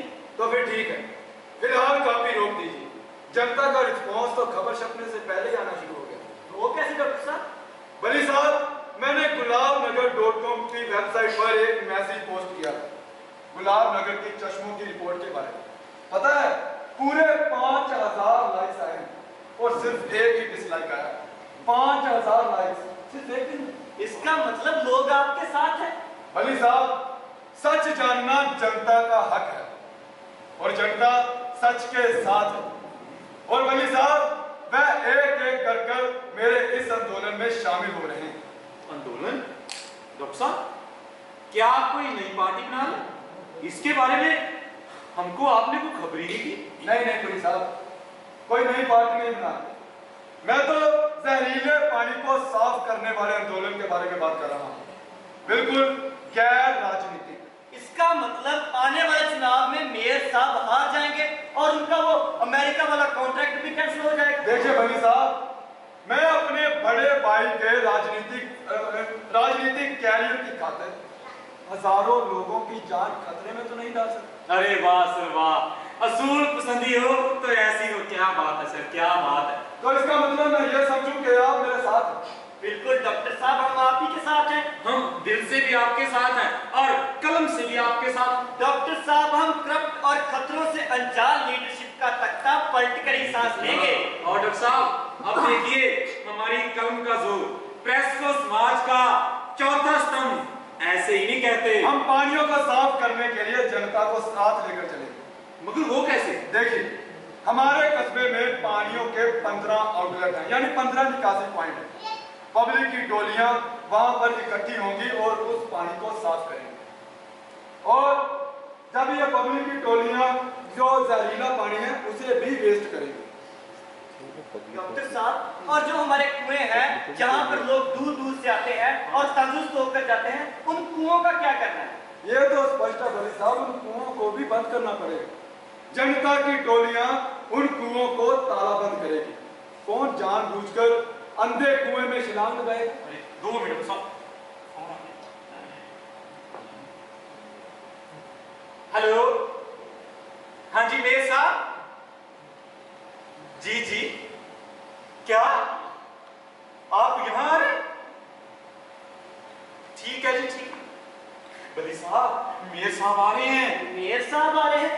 परंतु वो क्यों आ रहे हैं? ये हमें नहीं पता, बस कुछ ही देर में आ रहे हैं। पुलिस साहब आप मेरी फिक्र मत करें, मैं बस जाने ही वाला था। मैंने जाकर एक बार काम करना है और एक ग्रुप ईमेल भी भेजनी है। आप बस ये पता करें कि मेयर साहब के दिमाग में चल क्या रहा है। तो चलो ठीक है, मैं चलता हूं। डॉक्टर साहब। मेयर साहब आइए आइए, आपने इस समय कष्ट क्यों किया? और मैं तो आपकी ओर ही आ रहा था। अच्छा, लेकिन सलाह और मशवरे तो आप किसी और के साथ ही कर रहे थे। मेयर साहब आप क्या बोल रहे हैं? मैं कुछ समझा नहीं। देखिए बली साहब, मुझे आपके निजी संबंधों के साथ कोई भी वास्ता नहीं, लेकिन जब ये निजी संबंध लोकहित में विरोध बन जाए तो एतराज करना मेरा हक है, बल्कि मेरा कर्तव्य है। मेयर साहब, हम लोकहित के बिल्कुल खिलाफ नहीं है और ना ही डॉक्टर साहब खिलाफ। आप अपने बारे में तो यकीन दिला सकते हैं, लेकिन किसी और के बारे में किसी और की जमानत कैसे दे सकते हैं? क्योंकि डॉक्टर सूरज हमारे इलाके के हीरो है और नायक है, और उन्होंने जो हमारे इलाके को सेवाएं दी हैं, हम उनको देखा नहीं कर सकते। जरूरी नहीं कि जो कल नायक था वो आज भी नायक ही रहे। कल का नायक आज को खलनायक बन सकता है और आज का खलनायक कल को नायक बन सकता है। मेयर साहब, क्या आप डॉक्टर सूरज के किरदार पर शक कर रहे हैं? नहीं, वह हमारे शहर के सम्मानीय इंसान है और हमारे शहर पर बेहद उपकार है उनके, और आपके तो भाई भी हैं। मालूम है मुझे, लेकिन गुलाम नगर का हित मेरे लिए सबसे ऊपर है और कोई भी गुलाम नगर के खिलाफ साजिश करे ये मुझे बिल्कुल भी बर्दाश्त नहीं, चाहे वो मेरा भाई ही क्यों ना हो। डॉक्टर सूरज और साजिश, ये नामुमकिन है सर, वो तो फरिश्ते समान इंसान हैं। यहाँ के लोगों को और यहाँ के व्यापारियों को एक गंभीर चुनौती का सामना करना पड़ रहा है, और इस चुनौती से बचने के लिए हमें दोस्त और दुश्मन के बीच फर्क अच्छी तरह देखना पड़ेगा। दोस्त और दुश्मन? मगर ऐसा कौन सा चैलेंज है सर? वही जो तुम्हारे डॉक्टर सूरज ने तुम लोगों को दे छोड़ा, हमारे सबसे बड़े रोजगार पर खतरनाक हमला करके। खतरनाक? और डॉक्टर सूरज, मुझे लगता है कि आपको कोई गलतफहमी हुई है। अगर आपका डॉक्टर सूरज के साथ कोई आपसी झगड़ा है तो उसमें पूरे कस्बे को ना घसीटे। नहीं, मेरा उसके साथ कोई भी आपसी झगड़ा नहीं, लेकिन आप लोग अपने अखबार में डॉक्टर सूरज की रिपोर्ट की व्याख्या छापकर लोगों के दिलों में सहम का माहौल फैलाना चाह रहे हैं। इसमें आपका क्या मकसद होता है? अरे नहीं मेयर साहब, ये जनता की भलाई और सुरक्षा का मामला है और हम तो बस इसको बनती कवरेज दे रहे हैं। अरे नहीं, ये पब्लिक इंटरेस्ट का मामला नहीं है और ना ही इसमें आपका कोई फायदा है। मेयर साहब, ये फैसला करना हमारा काम है। हम डॉक्टर सूरज की रिपोर्ट को सपोर्ट करते हैं और लोगों को गाइड करने के सिलसिले में अपना रोल अदा कर रहे हैं। बल्ली साहब, मैं बात को खामखा आगे नहीं बढ़ाना चाह रहा था, लेकिन मुझे लगता है कि इसके अलावा और कोई भी चारा नहीं।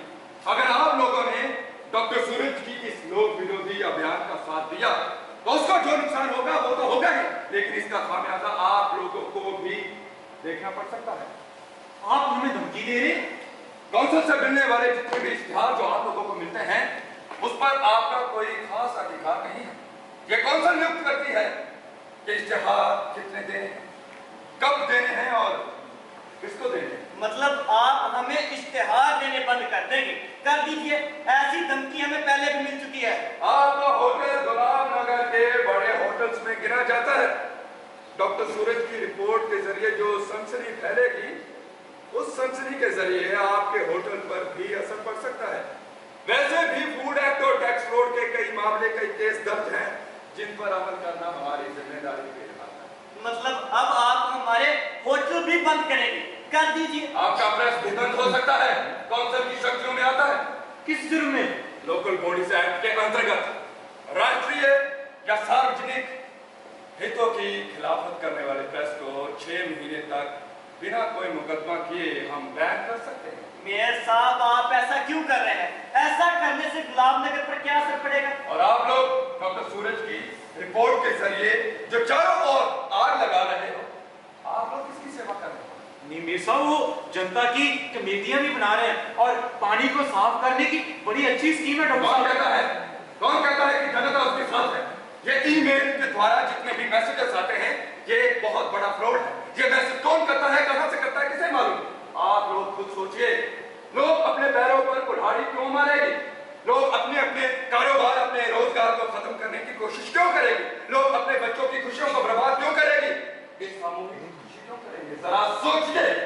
नहीं मेरे साहब, कमान से तीर अब निकल चुका है, ये खबर बाहर जा चुकी है।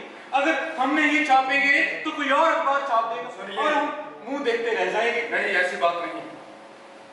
गुलाम नगर के अखबार में खबर छपने का मतलब है कि खबर 100% सच्ची है। इसके बाद खबर कहां छपती है भूल जाइए। सोडा वाटर का कारोबार खत्म, यानी लाखों करोड़ों के कॉन्ट्रैक्ट खत्म। मेयर साहब, मुझे लगता है कि इसमें सबसे बड़ा नुकसान आपका और आपकी काउंसिल का है, इसलिए आप इतने परेशान हैं। बिल्कुल बिल्कुल ठीक, नुकसान तो होगा ही, लेकिन डूबने वाले हम अकेले ही नहीं होंगे, सब कुछ ही डूब जाएगा, विपक्ष भी नहीं बचेगा और फिर ये लोकतंत्र वाली बाढ़ सबको बहा कर ले जाएगी, हमें भी और आप लोगों को भी। कुछ भी करने से पहले एक बार अच्छी तरह सोच विचार कर लें। चलता हूं।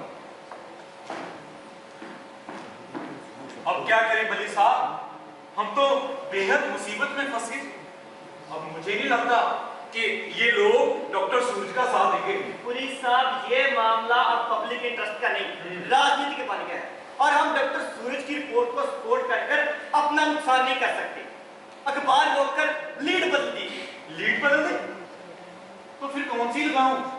वही लगा दूं, भैंस और ट्रक की टक्कर। पुलिस साहब, जो मर्जी लगा दीजिए। ठीक है।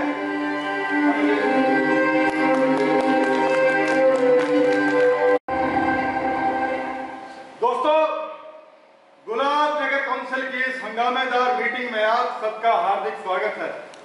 मैं माननीय मेयर साहब से निवेदन करता हूं कि वो कृपया माइक पर आएं और परंपरागत रूप से इस मीटिंग की शुरुआत करें। शुक्रिया। भाइयों और बहनों, हमारे गुलाम नगर में पिछले 5 सालों में एक इनकलाब आया देखा। गुलाम नगर जो एक छोटा सा महत्वहीन कस्बा हुआ करता था, जहां के नागरिक दूसरे कस्बों के नागरिकों की तरह, या कह लीजिए दूसरे शहरों के नागरिकों की तरह यूरोप जाने के सपने देखते थे, वही कस्बा आज देखते देखते विकास की एक रोशन मिसाल बन चुका है। आज यहाँ के नौजवानों के लिए हर तरह के अवसर उपलब्ध हैं, अच्छे भविष्य की गारंटी है और यहाँ के बच्चे जो अपने देश को, अपनी मिट्टी को, अपनी जन्मभूमि को छोड़कर दूसरे देशों में जा रहे थे, वो वापस आ रहे हैं। यहाँ के स्कूलों में दाखिला लेने के लिए साथ वाले जितने भी कस्बे हैं या शहर हैं, वहां से विद्यार्थियों की अर्जियां आ रही हैं और गुलाम नगर के रहने सहने का लेवल बड़े बड़े शहरों के बराबर है और यहाँ की तरक्की का जिक्र पूरी दुनिया में हो रहा है। लेकिन अफसोस, मुझे बड़े अफसोस से कहना पड़ रहा है कि गुलाम नगर आज एक बराहे पर खड़ा है। ये सारी खुशहाली, ये सारी तरक्की और अच्छे भविष्य के लिए योजनाएं, ये सब खतरे में है। तबाही या खुशहाली, इन दोनों में से हमें किसी एक को चुनना पड़ेगा। यह मामला कितना नाजुक और गंभीर है, इसका अंदाजा इसी बात से लगाया जा सकता है कि इस संकट का जिम्मेदार कोई और नहीं, हमारे ही शहर का डॉक्टर सूरज है। ये वो इंसान है जिसने हमारे शहर को खुशहाली दी थी, लेकिन थोड़े वक्त के लिए, बिल्कुल थोड़े वक्त के लिए। लेकिन आज यही इंसान हमारे शहर को तबाही के किनारे पर ले आया है। ये हंगामेदार मीटिंग हमने इसीलिए बुलाई है क्योंकि यह हमारे अस्तित्व का मामला है और हम इस संकट से तभी बाहर निकल सकते हैं जब एक साथ जुटकर खड़े रहेंगे इस तबाही के खिलाफ। ध्यान दीजिए। शुक्रिया। अब डॉक्टर सूरज काउंसिल के सामने अपना पक्ष पेश करेंगे। जी बहुत बहुत धन्यवाद। प्यारे दोस्तों, इसमें कोई शक नहीं कि हम एक चौराहे पर खड़े एक बहुत ही गंभीर समस्या का सामना कर रहे हैं और एक बहुत कठिन फैसला भी हमें करना है। हमें यह फैसला करना है कि हम अप्रिय और मुश्किल भरे अस्तित्व का सामना करेंगे या उससे विमुख होकर उसे और भी गंभीर बनाएंगे। आज एक कड़वा घूंट पीना ठीक है, जब कल जबरदस्ती जहर निकलना। कल के अखबार में जो रिपोर्ट छपी है वह महज एक रिपोर्ट नहीं, वो हमारी अक्लमंदी के लिए चैलेंज है। ये बात साइंस के द्वारा सिद्ध हो चुकी है कि हमारे गुलाम नगर के चश्मों का पानी कंटामिनेटेड हो चुका है, प्रदूषित हो चुका है। ये हमारे लिए, हमारे बच्चों के लिए और उन सब के लिए जो जहां पर नहाने के लिए आते हैं और बोतलें भर भर कर पानी की ले जाते हैं, सबके लिए खतरनाक है। क्या हम जानबूझकर अनजान बनकर इस मसले को और भी गंभीर बनाएंगे और अपने लोगों की और अपने ग्राहकों की जान को खतरे में डालेंगे? मुझे ये बात बताते हुए बड़ी खुशी महसूस हो रही है कि इस इलाके की जानी मानी हस्तियां और स्थान इस मुहिम में मेरे साथ हैं। धन्यवाद। अब मीडिया की ओर से बल्ली साहब संबोधित होंगे।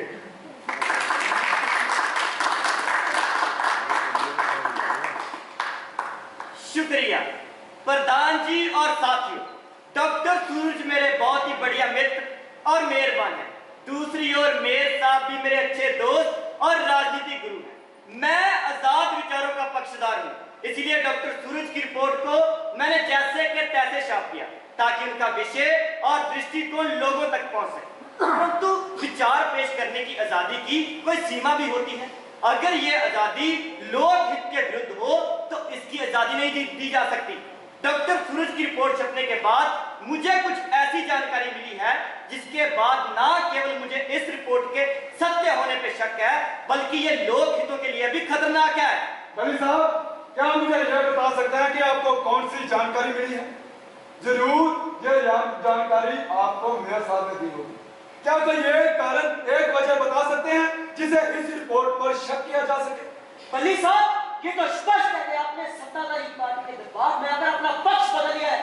बली साहब, आपने सौदेबाजी की है। बली साहब, देखिए मिस्टर, आप अनपार्लियामेंट्री शब्दावली का इस्तेमाल न करें। ऐसे आरोप सुनकर मुझे दुख हुआ। अगर मैं अपनी राय आप पर थोप नहीं रहा तो आपका भी कोई हक नहीं बनता कि अपनी राय मेरे पर मरे। यूरोपीय देश की किसी एक कंपनी की रिपोर्ट को आसमानी धर्म ग्रंथ तो नहीं माना जा सकता। पर बली साहब, यह कोपेनहेगन की लेबोरेटरी की रिपोर्ट है जिसकी प्रमाणिकता पूरी दुनिया में है। छोड़िए डॉक्टर साहब, पश्चिम से आई रिपोर्ट आप हमें ना दिखाएं। यूरोपीय देशों के अपने भी हित होते हैं। हो सकता है वे हमारे बोतलबंद मिश्रण से बौखला रहे हो और हमारे आर्थिक ढांचे को खत्म करने की साजिशें कर रहे हो। हो सकता है जी, बिल्कुल हो सकता है, हो सकता है, ऐसा ही हुआ। अरे ये कैसी बेतुकी बातें कर रहे हैं आप? आपको इस रिपोर्ट में कोई साजिश दिखाई दे रही है? कृपया साइंस को अपनी सियासी सोच से अलग रखने की कृपालता करें। आप चुप रहें, बिल्कुल चुप रहें और बल्ली साहब को अपनी बात कर लेने दें। बल्ली साहब, इन यूरोपीय एजेंटों के झांसे में ना आइए। बोलिए। देखिए, आप किसी शिष्टाचार का ध्यान रखें। या कोई भी किसी का एजेंट नहीं है। मेरे साहब जी, आज्ञा हो तो मैं कुछ निवेदन करूं। जरूर, आप तो हमारी एक समाज सेवी संस्था के सम्मानित मुखी हैं। हम आपके कीमती क्या जरूर सुने। दोस्तों, मैं आप सबके सामने एक बहुत ही महत्वपूर्ण दस्तावेज पेश करना चाहता हूं और यह दस्तावेज कोई साधारण दस्तावेज नहीं, बल्कि इस देश की सबसे बड़ी लेबोरेटरी नेशनल साइंस लेबोरेटरी की वो रिपोर्ट है जो ये साबित करती है कि कोपेनहेगन लेबोरेटरी की रिपोर्ट बिल्कुल झूठी और बेबुनियाद है। ये रिपोर्ट ये भी साबित करती है कि हमारे शहर के कुओं और चश्मों का पानी बिल्कुल पाक, साफ और शुद्ध है, बल्कि पीने लायक भी है। नेशनल साइंस लेबोरेटरी, इसका तो मैंने पहले कभी नाम ही नहीं सुना। ये लेबोरेटरी है कहाँ और इसके एनालाइजर कौन है और उन्होंने यहाँ के चश्मों के पानियों के सैंपल कब लिए थे? ये तो मुझे एक ढकोसला लग रहा है। सत्य को झूठ में बदलने की एक साजिश है। वाह, अपने देश की सबसे बड़ी लेबोरेटरी पर कोई भरोसा नहीं और 7 समंदर पार उस कोपेनहेगन लेबोरेटरी पर इतना यकीन। वाह भाई, हम तो मानते थे कि डॉक्टर साहब बहुत बड़े देशभक्त हैं। डॉक्टर साहब, शर्म आनी चाहिए आपको, शर्म आनी चाहिए आपको, शर्म आनी चाहिए डॉक्टर साहब। दोस्तों, मेरा ख्याल है कि डॉक्टर सूरज इस समय पश्चिमी ताकतों के हाथों में खेल रहे हैं।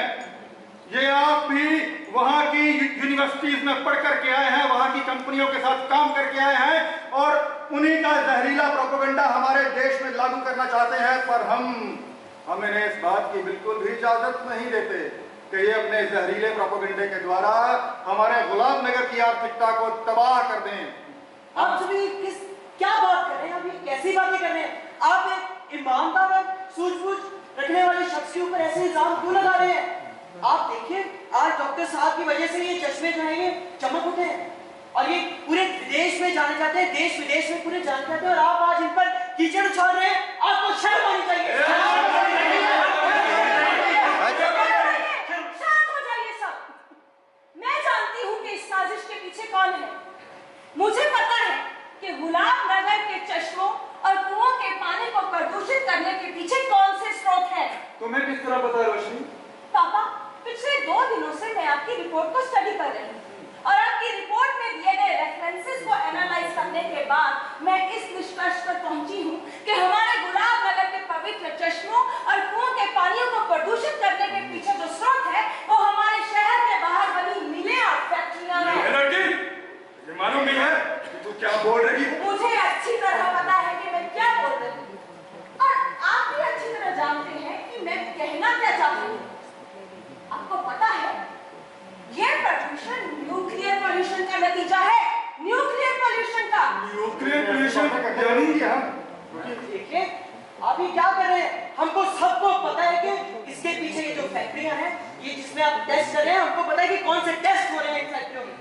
आप देखिए ये कोई बात तो नहीं है, आप ऐसे क्यों कर रहे हैं? और ये अब हम इस विषय पर बात नहीं करते तो इसका मतलब यह थोड़ी है कि आप हमारे ऊपर कोई आरोप लगाएंगे या हम अंधे हैं या हम बहरे हैं। आपको पता है पिछले 2 सालों से यहाँ पर यूरेनियम एनरिचमेंट हो रहा है। एक्सेसिव यूरेनियम को सीधा ग्राउंड वाटर में डंप किया जा रहा है, जिसकी वजह से हमारा ग्राउंड वाटर विषैला यानी कि टॉक्सिक हो रहा है और इसी पानी में नहाने और इसको पीने की वजह से हमारे नागरिकों और यहाँ पर आने वाले टूरिस्ट को स्किन डिजीजेस और लंग डिजीजेस हो रही है। रोशनी, इस टॉपिक पे बिल्कुल भी बातचीत नहीं होगी। तुम्हारा बोलना तुम्हारे और तुम्हारे परिवार के लिए खतरनाक साबित हो सकता है। आपने मुझे बोलने के लिए मजबूर किया है। शायद तुम भूल रही हो कि तुम एक सरकारी कर्मचारी हो। अच्छा, तो अब आप मुझे नौकरी की धमकी देंगे? Well, fine, good enough. लेकिन एक बात बताइए, क्या सिर्फ मेरी एक जुबान बंद करवा देने से प्रदूषण की वो सभी के सभी स्रोत खुद ब खुद खत्म हो जाएंगे या फिर हमारा भूमिगत विषैला टॉक्सिक पानी खुद ब खुद शालीन और निर्मल हो जाएगा? या वो सभी मरीज जिनको स्किन डिजीजेस है, लंग डिजीजेस है, वो खुद ही स्वस्थ हो जाएंगे? मैं आप सबसे पूछता हूँ, क्या आपके ठंड कर लेने से खतरा टल जाएगा? क्या दिन को रात कह देने से सूरज की रोशनी खत्म हो जाएगी? ये लोग आपकी आंखों पर पर्दा डालकर अपना उल्लू सीधा करना चाहते हैं। आपको चाहिए कि इनके इरादों को नाकाम कर दें। आप ये बात किस आधार पर कर रहे हैं? देखिए आपको बढ़ते हुए चमड़ी के रोग तो दिखाई दे ही रहे होंगे। अरे साहब, वो चमड़ी के रोग नहीं है, वो मामूली सी एलर्जी है और एलर्जी तो फिर आजकल सब जगह ही है। तो ये जिगर के और पेट की बढ़ती बीमारियां वो पेट की बीमारियां नहीं है, वो दरअसल खाने पीने में मिलावट के कारण है। सर, हमें इस खाने पीने में हो रही मिलावट के खिलाफ कोई ना कोई अभियान जरूर चलाना चाहिए। चलाएंगे, जरूर चलाएंगे, क्यों नहीं चलाएंगे? अगर बिल्ली को देखकर कबूतर अपनी आंखें बंद कर ले तो इसका मतलब ये नहीं होता कि बिल्ली वहां से चली गई। आप कितनी भी योजनाएं करो, कितनी भी प्लानिंग कर ले, लेकिन जब तक प्रदूषण के इन स्रोतों का कोई हल नहीं निकाला जाता तब तक हमारी इस समस्या का कोई समाधान नहीं हो सकता। मेरा ख्याल है कि रोशनी ने सोर्स का सिरा ढूंढ लिया और चिन्हित भी कर लिया। पोल्यूशन के विशेषताएं भी वैसी ही देखी गई हैं जैसी रेडिएशन के कारण होती हैं। Exactly.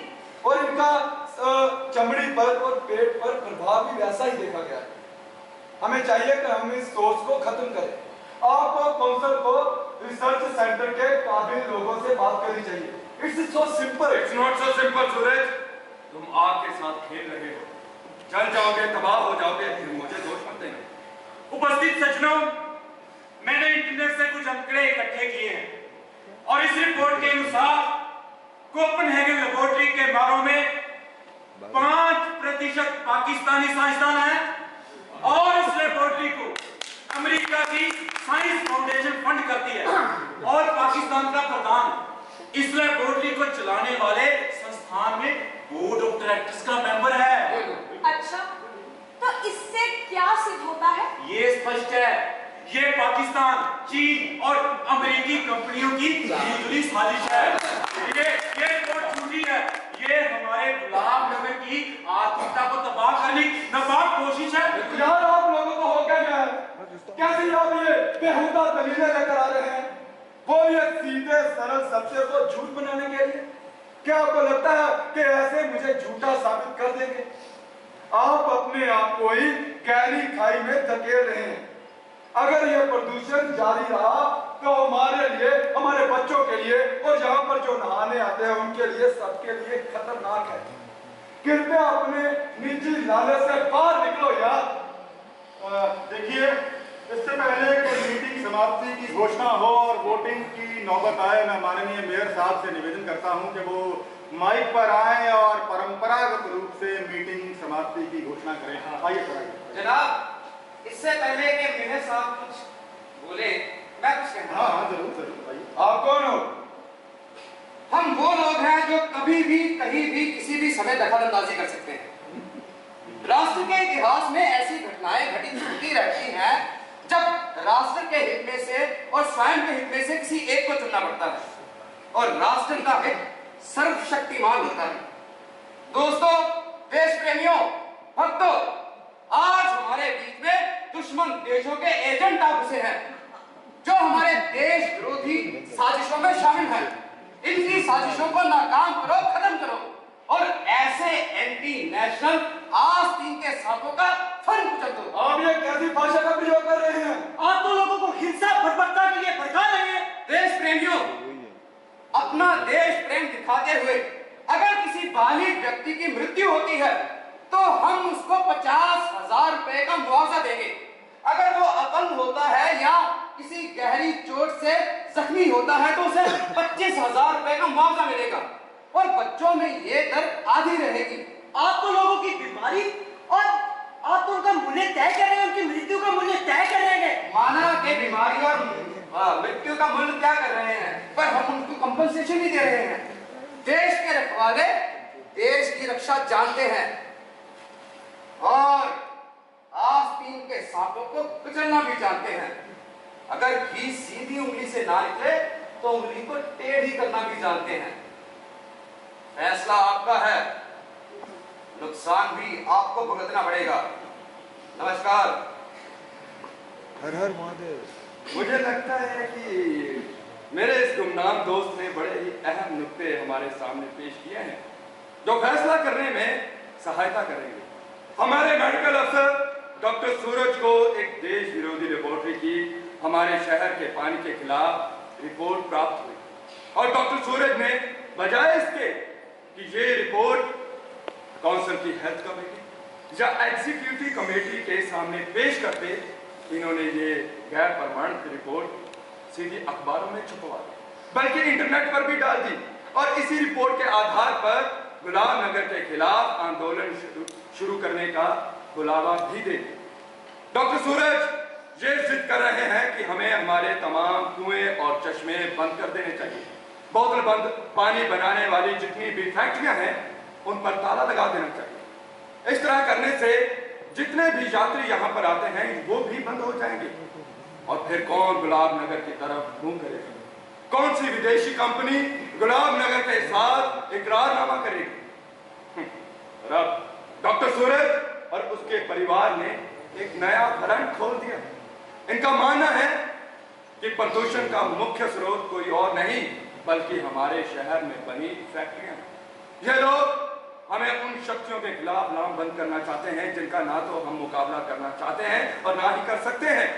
मेरे ख्याल से आप लोग समझ ही रहे हैं कि मैं क्या कहना चाह रहा हूं। ये एंटी नेशनल सूरज टोली हमारे शहर को तबाही की गहराइयों में धकेलने के लिए जिद पर अड़ी है। अब ये फैसला आप लोगों ने करना है कि डॉक्टर सूरज हमारा दोस्त है या हमारा दुश्मन, डॉक्टर सूरज हमारा नायक है या दुश्मन का हथकंडा। हमें सूरज जैसे हमदर्दों की कोई आवश्यकता नहीं है। ये दोस्त के भेष में हमारा दुश्मन है, दुश्मन। हमें विदेशी एजेंटों के झांसे में नहीं आना चाहिए। आप सब लोग बहुत बड़ी गलती करने जा रहे हैं। डॉक्टर सूरज आपके हमदर्द हैं, आपके दोस्त हैं, आपके दुश्मन नहीं। कहने को तो डॉक्टर सूरज मेरा भाई भी है, लेकिन मेरा असली खानदान आप लोग हो और मैं आपके साथ गद्दारी बिल्कुल भी नहीं करने वाला। इसलिए मैं आज आप सबके सामने ये शपथ लेने जा रहा हूं कि डॉक्टर सूरज और उसके परिवार के साथ आज के बाद मेरा कोई भी तल्लक नहीं, कोई भी रिश्ता नहीं। और मैं भी आज इस बात का ऐलान करता हूं कि मैं और मेरी डॉक्टर सूरज के जहरीले प्रोपेगेंडे के खिलाफ छाती तान कर खड़े हैं और मैं डॉक्टर सूरज और उसकी फैमिली के सोशल बायकॉट का ऐलान करता हूं। आप सब लोग भी मेरा साथ दें। हम आपके साथ हैं। धन्यवाद, आपका बहुत बहुत धन्यवाद। अब मैं पानी के जहरीले स्रोतों की बात नहीं करूंगा। अब मैं उन आध्यात्मिक स्रोतों की बात करूंगा जो जहर के साथ भर चुके हैं, जो झूठ के संक्रामक कीटाणुओं के साथ जिसका भाईचारा ग्रस्त है। मैं अपने शहर गुलाब नगर को बहुत प्यार करता हूं। जिस जगह पर आपका बचपन बीता हो वह जगह आपके सपनों का अहम हिस्सा होती है। उभरती जवानी में मुझे अपनी मातृभूमि छोड़कर बाहर जाना पड़ा। मेरे देश की मिट्टी की सुगंध मेरी यादों से कभी दूर नहीं है और यही यादों ने आपके प्रति मेरे दिल में और प्रेम भर दिया। और लंबे समय के बाद जब मेरे भाग खुले और मैं वापस आया तो मुझे ऐसा लगा कि मुझे और कुछ भी नहीं चाहिए। मैं अपने देश के लिए, अपने देशवासियों के लिए कुछ अच्छा करना चाहता था और मैं कर भी रहा था। पर कल अचानक जैसे मेरी आंख खुल गई और खुली आंखों से जो मैंने पहली चीज देखी वो थी अधिकारियों की मूर्खता। मैं अपने समाज के तथाकथित नेताओं के बड़े बड़े घोटालों के राह का रोड़ा बन रहा था। मैं अपने खेतों को उजाड़ रहे इन जंगली जानवरों जैसे लोगों के सामने चुप नहीं बैठ सकता। मैं इनका सफाया होता देखना चाहता हूं। अब मैं उन नेताओं की बात बिल्कुल भी नहीं करूंगा। अब मैं उस चीज की बात करूंगा जो हमारे समाज में आजादी और सच्चाई की बहुत बड़ी दुश्मन है। वो है ठोस बहुमत।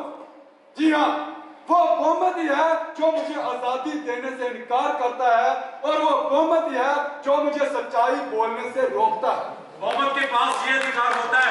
बहुमत के पास ये अधिकार नहीं होता। जी हाँ, अब आपको क्या लगता है कि आप इस तरह माइक बंद कर मेरी आवाज रोक लेंगे? मैं और जोर से बोलूंगा। ये सरासर झूठ है।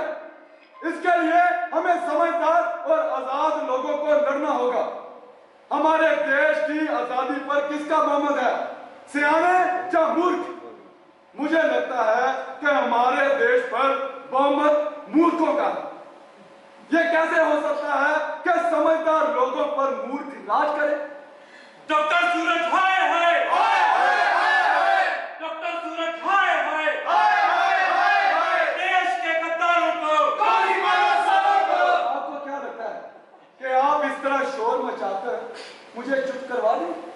हाँ ठीक है, करवा सकते हैं, पर मुझे झूठा साबित नहीं कर सकते। हाँ, ये बात ठीक है, बहुमत में ताकत है, बदकिस्मती से। ये सही है, ये सत्य है, पर सही नहीं है। हमारे देश में ये बहुमत ही तय करता है कोई क्या खाएगा, क्या पिएगा, क्या पहनेगा, क्या बोलेगा, सब कुछ। अगर आप बहुमत की भाषा ना बोलो तो आपको देशद्रोही करार किया जा सकता है और अगर आप बहुमत को सवाल करो तो आपको जेलों में कैद भी किया जा सकता है और अगर आप बहुमत की खिलाफत करो तो आपको मार भी दिया जा सकता है। बदकिस्मती से हमारे देश में बहुत संख्यक लोगों की जान को खतरा है। अरे देखिए, आज हमारे धर्म पर हमला हो रहा है। ये अर्बन नक्सल विदेशी ताकतों के साथ मिलकर हमें मिटा देना चाहती हैं। चीन और पाकिस्तान का हाथ साफ साफ दिखाई दे रहा है। डॉक्टर सूरज हाय हाय, डॉक्टर सूरज मुर्दाबाद, मम्मा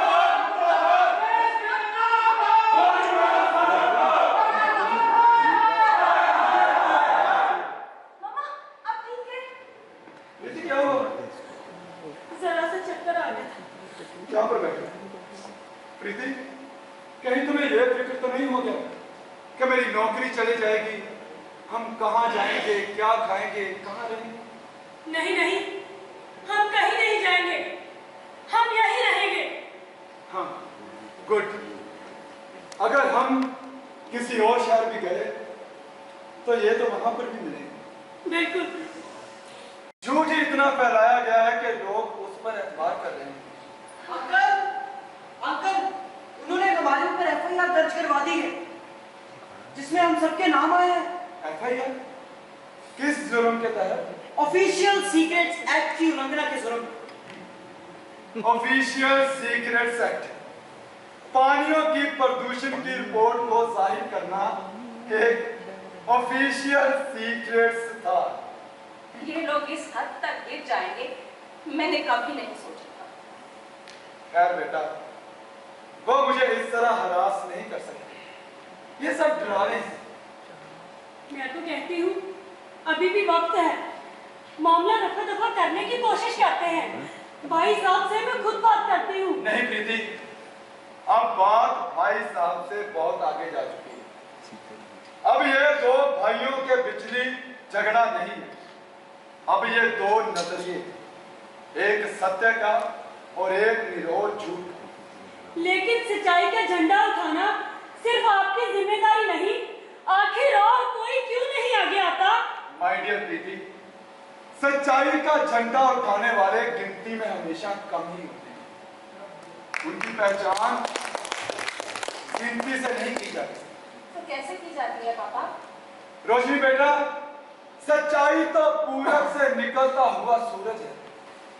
जब बहुत घना अंधेरा फैल जाता है तो दूर, बहुत दूर क्षितिज में हल्की सी रोशनी दिखाई देती है। वह रोशनी केवल उन लोगों को ही दिखाई देती है जो उसकी पहचान कर सकते हैं। सोने वाले सोते रहते हैं और उसकी पहचान करने वाले उसकी पूजा में लग जाते हैं, और फिर वह रोशनी धीरे धीरे प्रकाशित होती है और पूरी दुनिया पर फैल जाती है और पूरी मानवता को जाहिर कर देती है। अंकल, यहाँ तो रहना मुश्किल हो जाएगा। मेरा मानना है हमें यहाँ से शिफ्ट कर लेना चाहिए। नहीं बेटा, हम गुलाब नगर से कहीं नहीं जाएंगे। अगर हम जहां से गए तो हमारी सच्चाई की हार होगी। हम इस परीक्षा की घड़ी में सफल जरूर होगी। पापा एक बात पूछूं? हाँ बेटे। आपने गुलाब नगर की खुशहाली के लिए इतना काम किया और आज भी आप उसको तबाही से बचाने के लिए इतनी दौड़ धूप कर रहे हैं, और ये लोग आपको दुश्मन कह रहे हैं, आपको विदेशी एजेंट कह रहे हैं। पापा, आप बिटर महसूस नहीं करते? नहीं बेटा, मैं बिटर महसूस नहीं करता, क्योंकि मुझे यकीन है कि सच का सूरज सारी ओर चकाचौंध कर देगा, और उस समय लोग दोस्त और दुश्मन की पहचान अच्छे तरीके से कर लेंगे। मैं पूरब से क्षितिज पर फैल रही लाली देख सकता हूँ। सूरज की किरणें निकलने के लिए बेताब है। रोशनी का रास्ता कोई भी नहीं रोक सकता। अंकल, आप किसी बात की चिंता न करें, हम आपके साथ हैं। बिल्कुल। करण बेटा, अगर तुम जैसे नौजवान मेरे साथ हैं तो हम ये लड़ाई जरूर जीतेंगे। हम ये निजाम जरूर बदलेंगे। निजाम बेशक बदल देना, लेकिन मकान नहीं बदलना। ये मेरा तुमसे वादा रहा बेटी। हम मकान नहीं बदलेंगे, निजाम ही बदलेंगे, और इस निजाम को बदलने के लिए हम लड़ेंगे साथी, हम लड़ेंगे, क्योंकि सच एकल है, अपनी ही होंद में पानियों से उठती, जीने के लिए थिरकती छल है। सच्चा आदमी हमेशा अकेला होता है। मित्र, साथी, हवा जैसे रूखा, तूफान जैसे झल्ला होता है। सच्चा आदमी हमेशा अकेला होता है, इसीलिए उसे कहते हैं दुश्मन। सच्चा आदमी उन पानियों पर नाम लिखता है, शहरों का पता, बस्तियां, ग्राम लिखता है, इसीलिए उसे कहते हैं दुश्मन। सच्चा आदमी अपनी ही रगों में कांपता दरिया, सच कहने की हिम्मत, सच कहने का चाह, सिरे में धधकती आखिरी लकड़ की तरह अकेला, इसीलिए उसे कहते हैं दुश्मन। फिर आते हैं और लड़ने वाले, युद्ध के बालों में उम्मीदों के सितारे चढ़ने वाले। इसी तरह एक कल टूटती है, लड़ने का चेहरा बनता है, इसी तरह मेरे यारों जिंदगी का सवेरा बनता है। अपने होने की लो होती है, अपने होने का बसेरा बनता है। आओ आओ मेरे यारों के एक कदम मिलकर उठाएं। आओ मेरे यारों के इतना भी ना झुके। आओ मेरे यारों कभी चले कभी रुके। आओ मेरे यारों के बुलाती हैं राहें। आओ मेरे यारों के सुलगती हैं सांसें। आओ खिंड रही हस्तियों के साथ, यादों की वीरान बस्तियों के साथ। आओ मेरे यारों के बुलाती हैं राहें। आओ मेरे यारों के सुलगती हैं सांसें। आओ मेरे यारों, आओ मेरे यारों, आओ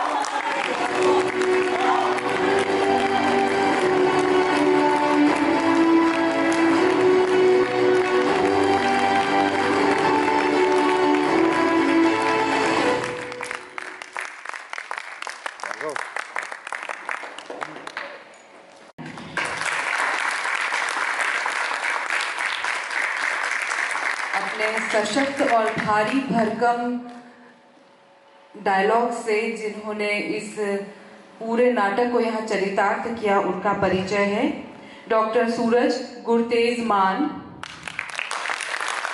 प्रीति राजवीर कौर, डॉली बत्तल, वीरपाल रोशनी, मनदीप घई, करण सजन कोहिनूर, मयूर अमन शेर सिंह, लीडर विकास जोशी, बाली हरप्रीत सिंह,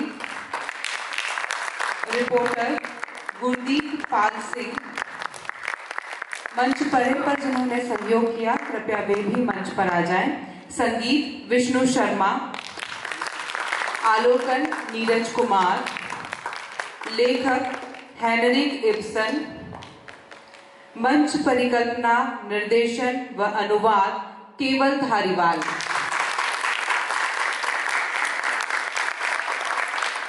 केवल धारीवाल जी ने पंजाब में फैले आतंकवाद के खिलाफ भी बहुत सारे नुक्कड़ नाटक किए हैं और उनकी इस प्रस्तुति को देखकर लगता है कि वो वाकई में किए होंगे। हमारे बीच मध्य प्रदेश सामाजिक विज्ञान शोध संस्थान के निदेशक डॉक्टर यतीन्द्र सिंह जी हैं। हम उनसे अनुरोध करते हैं कृपया वे मंच पर आएं और केवल धारीवाल जी का सम्मान करें।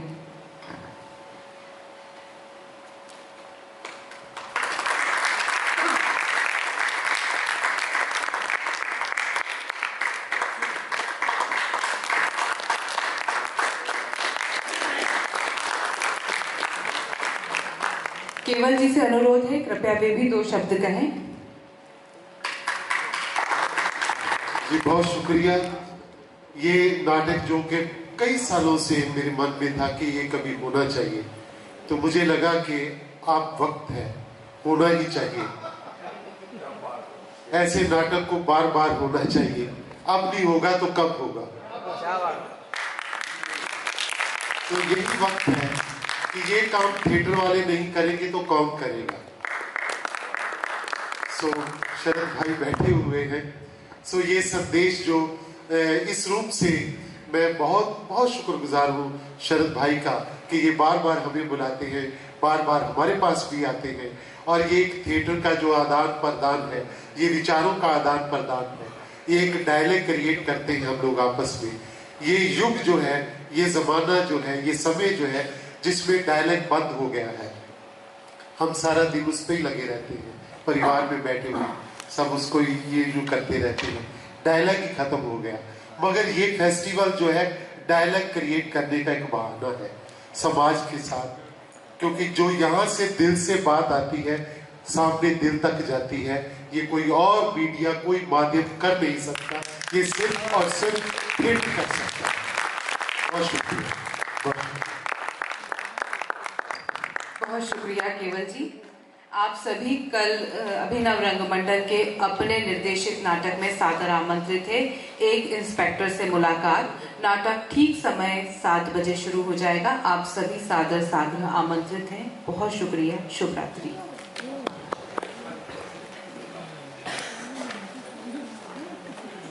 चैट बंद कर